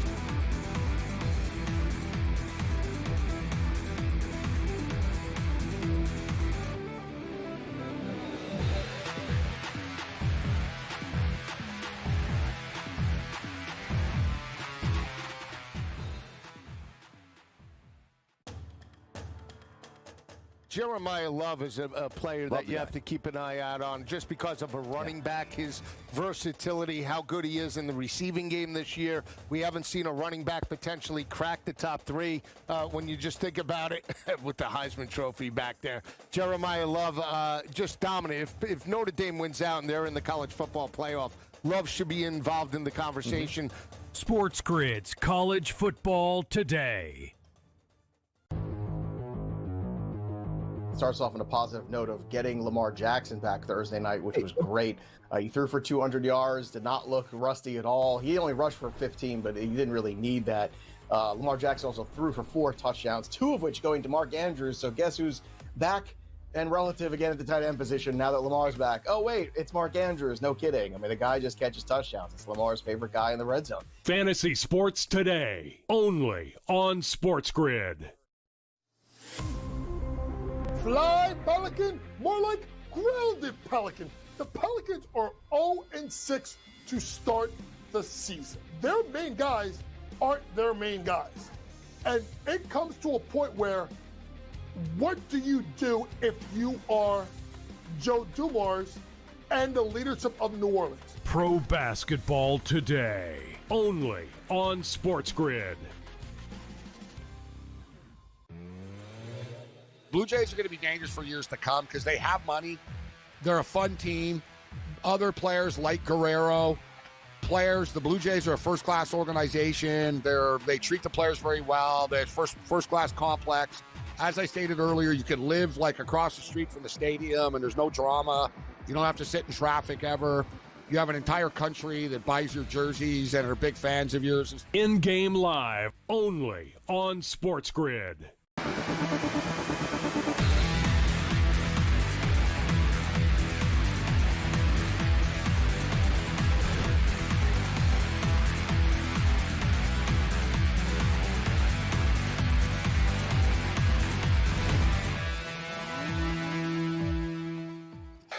All right, welcome back in Game Live. Game Day here on the grid. Scott and Gabe keeping an eye on it all, including the NHL, in which Alex Ovechkin got goal Toledo. number 900. Touchdown Toledo. Oh, they're really blowing out the doors. Yeah, forget Ovechkin. We know he scored a lot. We're done. We're done with Ovechkin. I'm kidding. So goal 900. I'm kidding. Goal 900. Huh? Yeah, I can take a punt. Typical Ovi, 5-0 game. Hey, good for you, but no, hell of a run, man. 900 goals. I mean, this son of a bitch, the way he's going, man. Maybe he's gonna hang around for 1,000.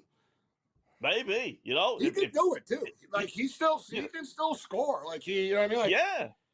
You're pushing it. Like you know what I mean? If let's say you play another 3 years, which sounds a little excessive, but he'd have to score like 33 goals a year. It might be a little much, but.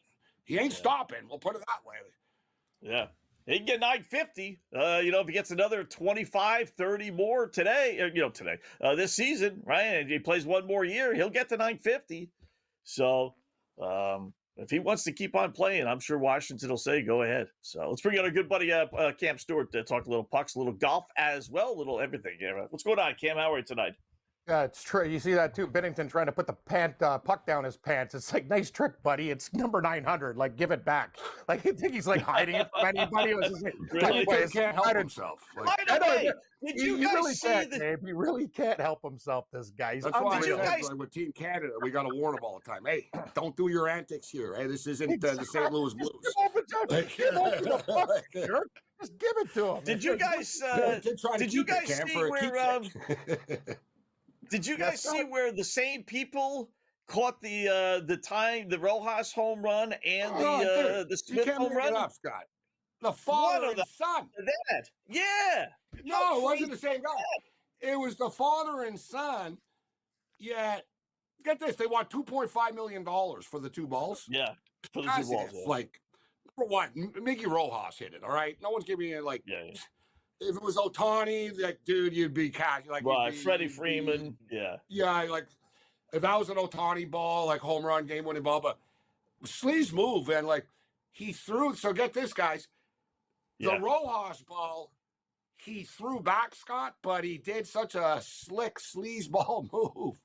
He took a normal ball out of his pocket, threw the ball to look like a real Blue Jay fan back, and kept the real ball. He pulled a little fast one. People have it on video. And I said the same thing as a Dodger fan, or a Blue Jay fan. The other day, like in LA, Guerrero hit the home run ball in LA. I was at the game. I didn't get it. I was in right field, left field. But the Dodger fan threw it back, like right away. Like they picked it up and they zinged it back into the field. Even as a Dodger fan, I wouldn't get bullied by the fans, guys. I wouldn't throw it back. I'd tell them, screw you. I'm selling the ball. Yeah. I'd be like, no, man. Yeah. I'm not throwing it back. You come and get it. Like, no way. Even I'm not a fan of the team. I'm not, Vladimir Guerrero, home run hit ball. These things are authenticated. They have holograms on them. You can prove it. Right? So, dude, there'll be some Blue Jay fan give you a couple of $100K for that. You know what I mean? Guaranteed. World Series ball, home run, you're getting a couple of $100K at least. I'm not throwing that back. No way in hell. Throwing it back. But what are the odds of the same family getting 2 home run balls, right? I mean, how crazy is that? So, but I'm going to follow up and see how much they got for the balls. I'll see how much they got. Yeah, they're going to put it for auction. I'm sure that's going to be a little while ways. But, the euphoria of it might die down if they wait a month or two. It's like, okay, whatever, who cares, But the Will Smith one could be worth something, right? That one won the World Series. Yeah, they hope like the guy who hit the home run is so rich, he's like, all right, I'll give you $1 million. Or the Dodgers are so rich, like we want that ball because we want to put it in our but you know what's crazy about that? So players really don't care. Remember? I wouldn't either, Gabe. You know what I would care about? I Aaron play Judge. baseball. You guys remember, Scott? The kid that caught the 60th ball with Aaron Judge. He told the story. He goes, I offered Aaron Judge to sell it to him for a couple of $100K, and Judge said, no, I don't. I'm not buying it. Yeah. Like, same thing with I Ohtani. Want the bat. Ohtani, the bat to me is more important. That they didn't, the same thing. Ohtani refused. Like they said, listen, we're going to give you a bunch of signed stuff, but he will not buy it from you. Like he doesn't care enough. They don't care. Yeah. Listen, they lived it. Cam was there. I thought about this story the other day, actually. I was telling someone, D'Angelo Williams, a good running back, right? D'Angelo Williams. We had him on at the Super Bowl, and I brought up about how he was the MVP in a bowl game, and he rushed for like 300 yards and stuff. And he looked over at me, and he goes, "Did I really do that?" And I said, "Yeah." And he goes, "Really?" He goes, "I don't remember that." He goes, "I don't remember that game." I said, "You don't remember being the MVP in your last ever college football game before you got drafted?" He goes, "No." And he actually asked to see the box score. He goes, "Show me the box score." And then he sort of came. He goes, "Oh yeah, I remember running a kid over once in that game." That's all he said. He goes, "I remember like really murdering someone and running someone over that night." He really didn't care. He goes, "I don't remember that stuff. I don't care." Wow, that's crazy. All right, what do you got? What's on your plate? I know you got the golf. We'll get to that in a second. But what do you got for us tonight, Kevin? Any hockey tonight? Yeah, it was nice to take the Leafs live in this game. And Utah was on the back in Buffalo last night, and Toronto finally played well, 5-3 with a minute left. But here's an interesting stat, guys. If you're looking at the Sharks, their road numbers are unbelievable when it comes to overs. At the Minnesota Wild, 11 goals scored in the game. They won 6-5. At the Rangers, they won 6-5 versus the Devils. At New York, they won 4-3. At Mammoth, they lost 6-3. So the one game they went under was at the New Jersey Devils at 3-1. So 4 of the last 5 road games with tons and tons of goals.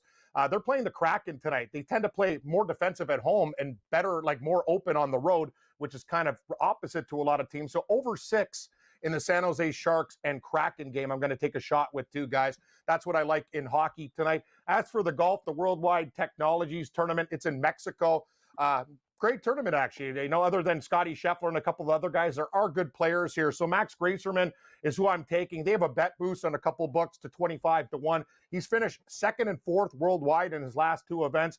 The product from Duke is starting to really play well. He also lost in a playoff, 6-hole playoff a few months ago. So this guy's really got his game together, 25-1. Garrett Higgo, we took him a couple weeks ago. He finished 2nd. Great lefty from South Africa. He's 28-1. And Scott, one of your favorites. I know you laugh at me for the Jaeger bombs and Cole, but our boy Jaeger plays really, really well in Mexico. Lots of top 20s, and he's 6 to 5 to 1. A couple people like him this week. Gabe's guy, Ben Griffin, a lot of the time, very, very solid. Great price for a top 10 with Ben Griffin, too. Solid player. The guy's a workhorse. He plays like every week, plus 130. Top 20s, we got Rico Hoy from the Philippines. Very, very solid golfer. I prefer the top 20 at plus 105. And Scott, this one's for you, my boy Cole at plus 210. Oh, yes. Top 20, got to be the top 20. I know you're going to come up to me, hey, Cam, he's leading after the first round. And then he'll finish like 18th, but that's classic Eric Cole. And guys, there's a tournament in Abu Dhabi. We talked about this, HSBC. That goes off at 10:15 Eastern tonight. So if you want those bets, it's in 25 minutes. Rory McIlroy's the favorite. I'm going Ty Hatton. And it's crazy, Gabe. We talked about Liv and all this other stuff. Liv's going to 4 rounds. I'm like, what the hell are you guys doing? Like, wasn't the goal to have music and 3 rounds of tournament and stuff? They had a big thing on Golf Channel tonight. I'm like, what the hell are you guys doing at Liv? They're going 72 holes. Yeah, it's ridiculous. They should have cut it to 36. That's what I said. If I was in the boardroom, I would have been like, we're not, no. I'd be like, no one's watching for 3 days. Now we're going to play 4 days. I like, agree. Yes. People into like 2 days or 1 day. Like, wasn't the point of these guys to be different? Wasn't the point to go, oh, we got team tournaments or whatever. Now you're they're bowing down. You got a 1-day showdown. 18 holes, winner gets $5 million. People show up, they get interested in it. I got to be honest with you. Who wins these tournaments? I agree. 36 holes, gas the team event. 36 holes. 36. Just quick, 2 days, in and out. Anyway, these guys are real chain smokers and a couple other DJs and have a little party for 48 hours. That's Sell what some they Range tried. Rovers and Rolexes. Yeah, exactly. It didn't work. I can't believe these guys are going to 4 rounds. What a horrible business decision. But anyway, the Abu Dhabi Classic, Hatton's 11 to 1. He's a machine at making money, guys. Good luck with your picks tonight. You got it. Thanks, Cam. Good job, man. We'll do it again soon.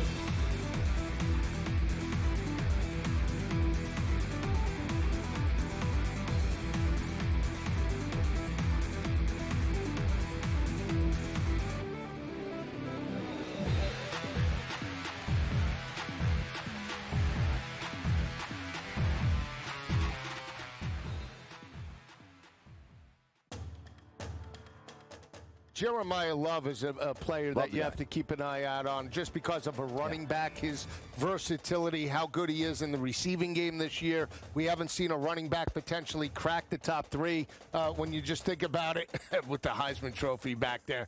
Jeremiah Love just dominant. If Notre Dame wins out and they're in the college football playoff, Love should be involved in the conversation. SportsGrid's College Football Today. Starts off on a positive note of getting Lamar Jackson back Thursday night, which was great. He threw for 200 yards, did not look rusty at all. He only rushed for 15, but he didn't really need that. Lamar Jackson also threw for 4 touchdowns, 2 of which going to Mark Andrews. So guess who's back and relative again at the tight end position now that Lamar's back? Oh, wait, it's Mark Andrews. No kidding. I mean, the guy just catches touchdowns. It's Lamar's favorite guy in the red zone. Fantasy Sports Today, only on SportsGrid. Fly, Pelican, more like grounded Pelican. The Pelicans are 0-6 to start the season. Their main guys aren't their main guys. And it comes to a point where, what do you do if you are Joe Dumars and the leadership of New Orleans? Pro Basketball Today, only on SportsGrid. Blue Jays are going to be dangerous for years to come because they have money. They're a fun team. Other players like Guerrero, the Blue Jays are a first-class organization. They treat the players very well. They're first-class complex. As I stated earlier, you can live like across the street from the stadium and there's no drama. You don't have to sit in traffic ever. You have an entire country that buys your jerseys and are big fans of yours. In-game live, only on SportsGrid.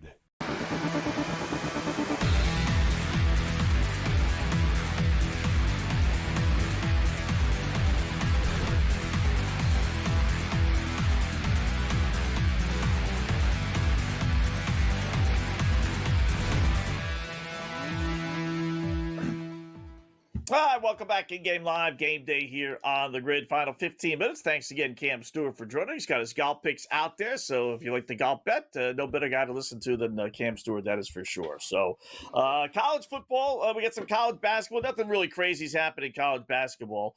My over-under with the one Alabama A&M, it's on pace. It's right there. It's at 154.5, so I need to slow down just a little, 84-41 with 7 minutes left. I think I got it at 146.5, so it's a little off the beaten path. But football just had a massive pass interference penalty that wasn't called, unfortunately. So Ball State punts down 13-10 early fourth quarter. Kent State looking for its first road win in 3 seasons. Kent State nuts. Are moving the ball now. So we've got a problem. We're going to have a little bit of a problem here. I cannot believe that, Kent State are actually good enough. They're going to start to win road games now. Right? This is what we have to deal with. There's still like 13. No, there's 10 minutes left in the football game right now. Actually, you know what? So Ball State does get the ball back. So on their own 18-yard line, just picked up a first down. I just started my stream kicked in for this one right now, but I'll keep an eye on this. But I think we're okay, Scott. Let's get a touchdown here. Last night, the game went back and forth, and we ended up on the right side of the 24-20 game. Same thing. There's 9 minutes left right now. There should be some craziness in the last 9 minutes of this game. Let's hope that Ball State, but both our games, we can't keep missing field goals, man. Right? Yeah. I mean, even for total, like these MAC kickers really are bad. Like, honestly, I think the kids, like in the SEC that go to college game day that, like, kick the money, like, with McAfee are better than some of these MAC kickers are. Some student who played high school ball doesn't play anymore. He's, like, a better, like, they're throwing 40-yarders and stuff. These MAC guys, like, bro, man, it was a 17-yarder. You just shanked it. Like, come on, man. Like, it's another one of my pet peeves, right? So the kid from Ball State missed a 50-yarder, right? And they're all like patting him on the back, congratulating him. Yeah. And I'm thinking to myself, they do that in the MAC a lot. They did that with the Northern Illinois kids. Like, guys, we're do it losing all the time. 42-3. But, I'm like, come on, man. I want to see someone like go pat the offensive lineman who just gave up a sack on 3rd and 3. I want to see all the guys pat him on the back, or the defensive back that failed to make a tackle and the guy scored a touchdown. I want to see all the guys pat him. How could the field goal kicker is the only guy that can fail on the football field and get patted on the back like he did something I miss the old days when players would glare at the kicker after they see what a dirty look. That used to happen for real. Like guys that come back to the sideline and shaking their head at the kicker, like, oh man. The other one in the modern era, which is just beyond stupid. And in fact, if I was a basketball coach, I would tell them, we're not doing this. My team, I do not allow this on my team. The guy on the free throw line doesn't need to shake everybody's hand on his team in between every free throw, Scott. Yeah. So you get the free throw, you go over, all right, you turn around, your guy behind you, the guard, you go by, you touch him, shoot the shot, turn around, shake his hand, go back up, high five everybody, go back to the line. It's like, dude, what are we doing here? Like, just get on the line and shoot the effing free throws, all right? I'm not holding your hand. You don't need your hand. When, it's worth 1 point. We're down 25. Scott, I'd be like, get away from me anyways. I'd be like, I don't want to talk to you now. Like, let me shoot. Like, get out of my way. Like, you watch Michael Jordan once again, people. Michael Jordan wasn't going over to Pippen and consoling him after a free throw. Like, God, what are we doing with these modern kids? Look, Brunson's on the line now. Let's see how many hands he shakes. Like you're down 25 anyway. You get 1 point. Why am I congratulating you? So that's got to drive you too crazy. Scott. You see it, go over to the guy at the free throw line, touch you. Yeah, you missed the free throw. Good for you. Consolation. It's like drives me nuts. I'll give credit to the Knicks. The Knicks are all business here. They didn't really do too much talking. They seem to be talking about a scheme, like what they were going to do after. That was about the only good thing about the COVID days, right? They kind of shied away from touching hands and everything else. So a lot of blowouts in the NBA tonight, which is, kind of the norm a lot of times. Par for the Knicks course. by 15, Celtics by 25, Rockets by 14. I suppose that's not too bad. Pelicans, they're unbettable. Who's betting a Pelican game? Leading at Dallas 52-49. And you got Denver up 8 already against Miami midway through early second quarter. 41-33. 243.5 is the number on that one. Wow. The game, crazy. in Toledo has gone over the number. Total was a light 42 in this one tonight. Yeah. So it's 42-3. Right. Toledo have done all the heavy lifting. Toledo have done the heavy lifting in this game. They've scored 42 of the 45 points. The total was 42. So they score the 42. Northern Illinois kicks one field goal. I got a little cocky trying to take Northern Illinois plus 15 tonight as it's in-game 39.5. So this game is a wrap. But Ball State right now, Scott, I got the game on. Ball State moving the football on the Kent State 44-yard line right now, first down.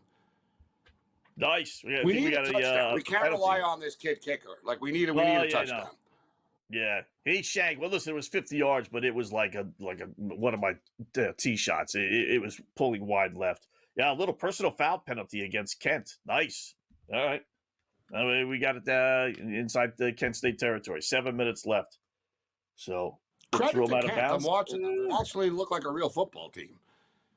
Yeah, you know what? It's a sad day where, at least we still have UMass, but it's a sad day when Kent and Akron, actually are like at least, winning some games and covering a couple of games. That always used to maybe be the next year we'll get balls, Scott. Kent State to make a bowl game next year. Maybe we'll step it up. Wow. Can you imagine that? I mean, you got to go back a long time. I mean, if you get, you go back like 10 years, like Evan Journal. Awful. They were pretty good. There's a guy in the CFL. I don't know if you remember him, but Dustin Crum. No. He was the quarterback at Kent State. No. You don't remember him, eh? No. So he's like a backup quarterback in the CFL. But Kent State were pretty good then. Like they were pretty good. Like they were in bowl games type of deal. When's the last time the Kent State was in a bowl game? Let's see. How long do you think it was? I'm not going to say it was like. I'm going to say like 7 years ago. I'm going to say 12. I'm going to say 12. I don't think it's been the last 10 years. I'll go 12. We'll figure it out when we come back. They won last in 19.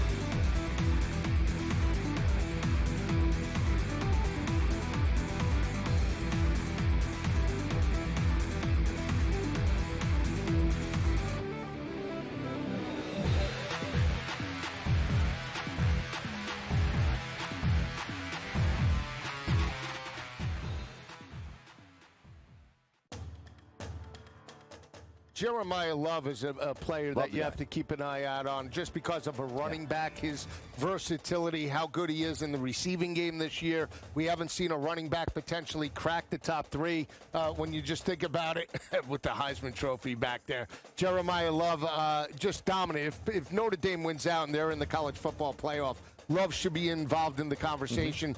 SportsGrid's College Football Today. Starts off on a positive note of getting Lamar Jackson back Thursday night, which was great. He threw for 200 yards, did not look rusty at all. He only rushed for 15, but he didn't really need that.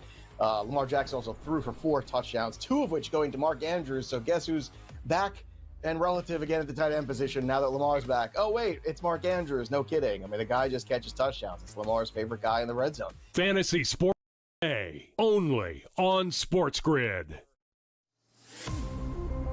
Fly, Pelican, more like grounded Pelican. The Pelicans are 0-6 to start the season. Their main guys aren't their main guys.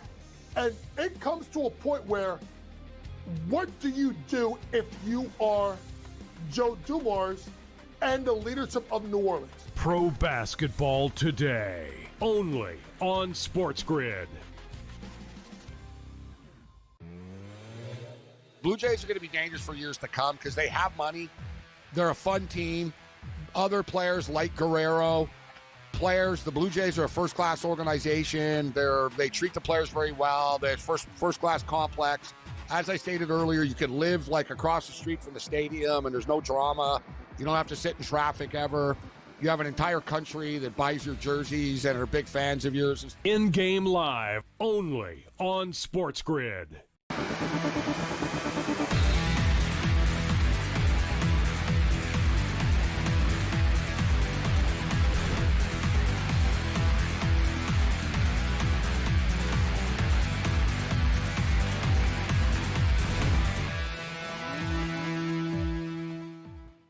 All right, welcome back in Game Live. Game Day here on the Grid. Final segment, fast 2 hours. So the football, we get the one blowout, and Ball State just missed another 50-yard field goal try. So 5 minutes left. They might get the ball back one more time, I'm guessing here. So we need to go down 3. Fourth down now? Yeah, fourth down so we get the ball back with 3.5 minutes left. Look at this. Oh, boy. It's 4th and 1, though. I didn't realize they picked up. It was, dude, they had him in 3rd as well. They let him pick up 11. Kent State are lining up to go for it. They're going for it right now. So this is pretty much the game. At their own 41. We do have 4 timeouts, but all right. Our benefit, Scott, is at least they're lining up in a shotgun. So screw this up. All right, he dropped the snap and he got smoked. Boom. Really? Oh, beautiful. We got the ball back on their 35, just like that. Dude, what did I just say? I don't like that. For it? I said, all right, good. He's in the shotgun. It was 4th and 1. They had the quarterback set up, Scott, like 7 yards back. He snaps for the ball. Stupid. The snap is terrible. It goes like way to his right. The quarterback had no choice. He's like trying to get the ball. As he's reaching out for the ball, he gets lit up and smoked, and Ball State gets the ball back and recovers it. Like, you can't make this stuff up if you're Kent State. Like, if you're Kent State, you're like, that's why you're Kent State, though. I just saw it. What are you doing? Your defense has been playing great. You're giving up 10 points. And the field goal kicker for Ball State sucks. Drill Yeah, the ball just down put the the ball. Field. Say, man, we're doing well. Put him back down there. Make him go down the field. Yeah, we're doing well. But it's just so funny the way the play developed. But we'll see if Ball State can freaking do anything with it. But all right, couple of quick plays. We gave them earlier on the pickup. It gave me the Vancouver Canucks to beat the Chicago Blackhawks tonight. For the record, the Knicks and T-Wolves game just went over the number. But like I said, the Blackhawks are 5-5-3 on the season. The Canucks are a dead even 7-7 on the season. So they're both 500. Something's got to give here tonight. Beginning a 4-game homestand for the Canucks. Look for the Canucks to beat the Blackhawks. Connor Bedard is from Vancouver, and the kid has been lighting it up so far this year. He's got 8 shots on goal in his last 2 games. He had 9 shots on goal in 1 game a couple of games ago. He's had 3 or more shots on goal in 8 straight games right now. So let's go over 2.5 shots on goal. It's minus 175. And let's go over 1.5 goals in the first period in Chicago and Vancouver at minus 135. And one last hockey prop for you all. Tyler Toffoli of the San Jose Sharks. Tyler Toffoli over 2.5 shots on goal. Sharks are an offensive-minded team. He plays on the number 1 line and the number 1 power play unit with Will Smith and with Macklin Celebrini. Toffoli's the vet on the line. He takes a lot of shots on goal. He's gone over 2.5 shots on goal, Scott, in 4 of the Sharks' last 5 hockey games. And the one that he did was the last game. He had 1 shot on goal only. I'm expecting it. And, and Seattle gave up a lot of shots on goal, too. So I like Tyler Toffoli of the San Jose Sharks over 2.5 shots on goal. Former LA King. I like the Vancouver play for what it's worth. I understand Chicago's been awful, but Vancouver's beaten Chicago 10 straight. So I'll look to make it 11 in a row. Rare overtime play. Seattle in 12 games has had 6 overtime games. So you get 3-1 on that, generally speaking, right around there. It's a little hunch play. San Jose can put the puck in the net. Yeah, San Jose 3-3, something like that. San Jose lose often, like by 1 goal. Like the San Jose are good on the puck line, but they lose games all the time in overtime, shootouts, or whatever. So that's not a bad bet. Yeah, a little competitive. I'm going to go with the Wembanyama over 26.5 points now. It went down from 27.5. I don't care why. What's the difference? We see if you made every bet based on a line move, you'd be broke. So don't worry about the line moving. Take the extra point and go over 26.5. OKC, SGA with all those guys out really should have a monster day. We said that about Luka too, right? But his number's a little too high at 35.5 points. I won't touch that. But and Sacramento and Golden State, we're going to go over that. It's up to 225.5. It was 224.5 before. It's funny when you have a line movement that helps you, you get little like, ugh. And then when you have a line movement that hurts you, you're like, son of a big, right? So, but I think I'll take the Lakers.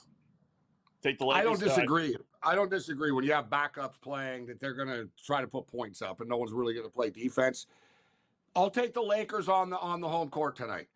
I'm a big fan of the Spurs team, but they're just too shorthanded for my liking tonight. Even though the Lakers are shorthanded, but give me the Lakers to win tonight with the Dodgers celebration in the house, and give Castle over 19.5 points. There you go. Good job. 18.5, yeah. All right, folks, enjoy. Good luck with your bets, and we'll talk to you tomorrow night.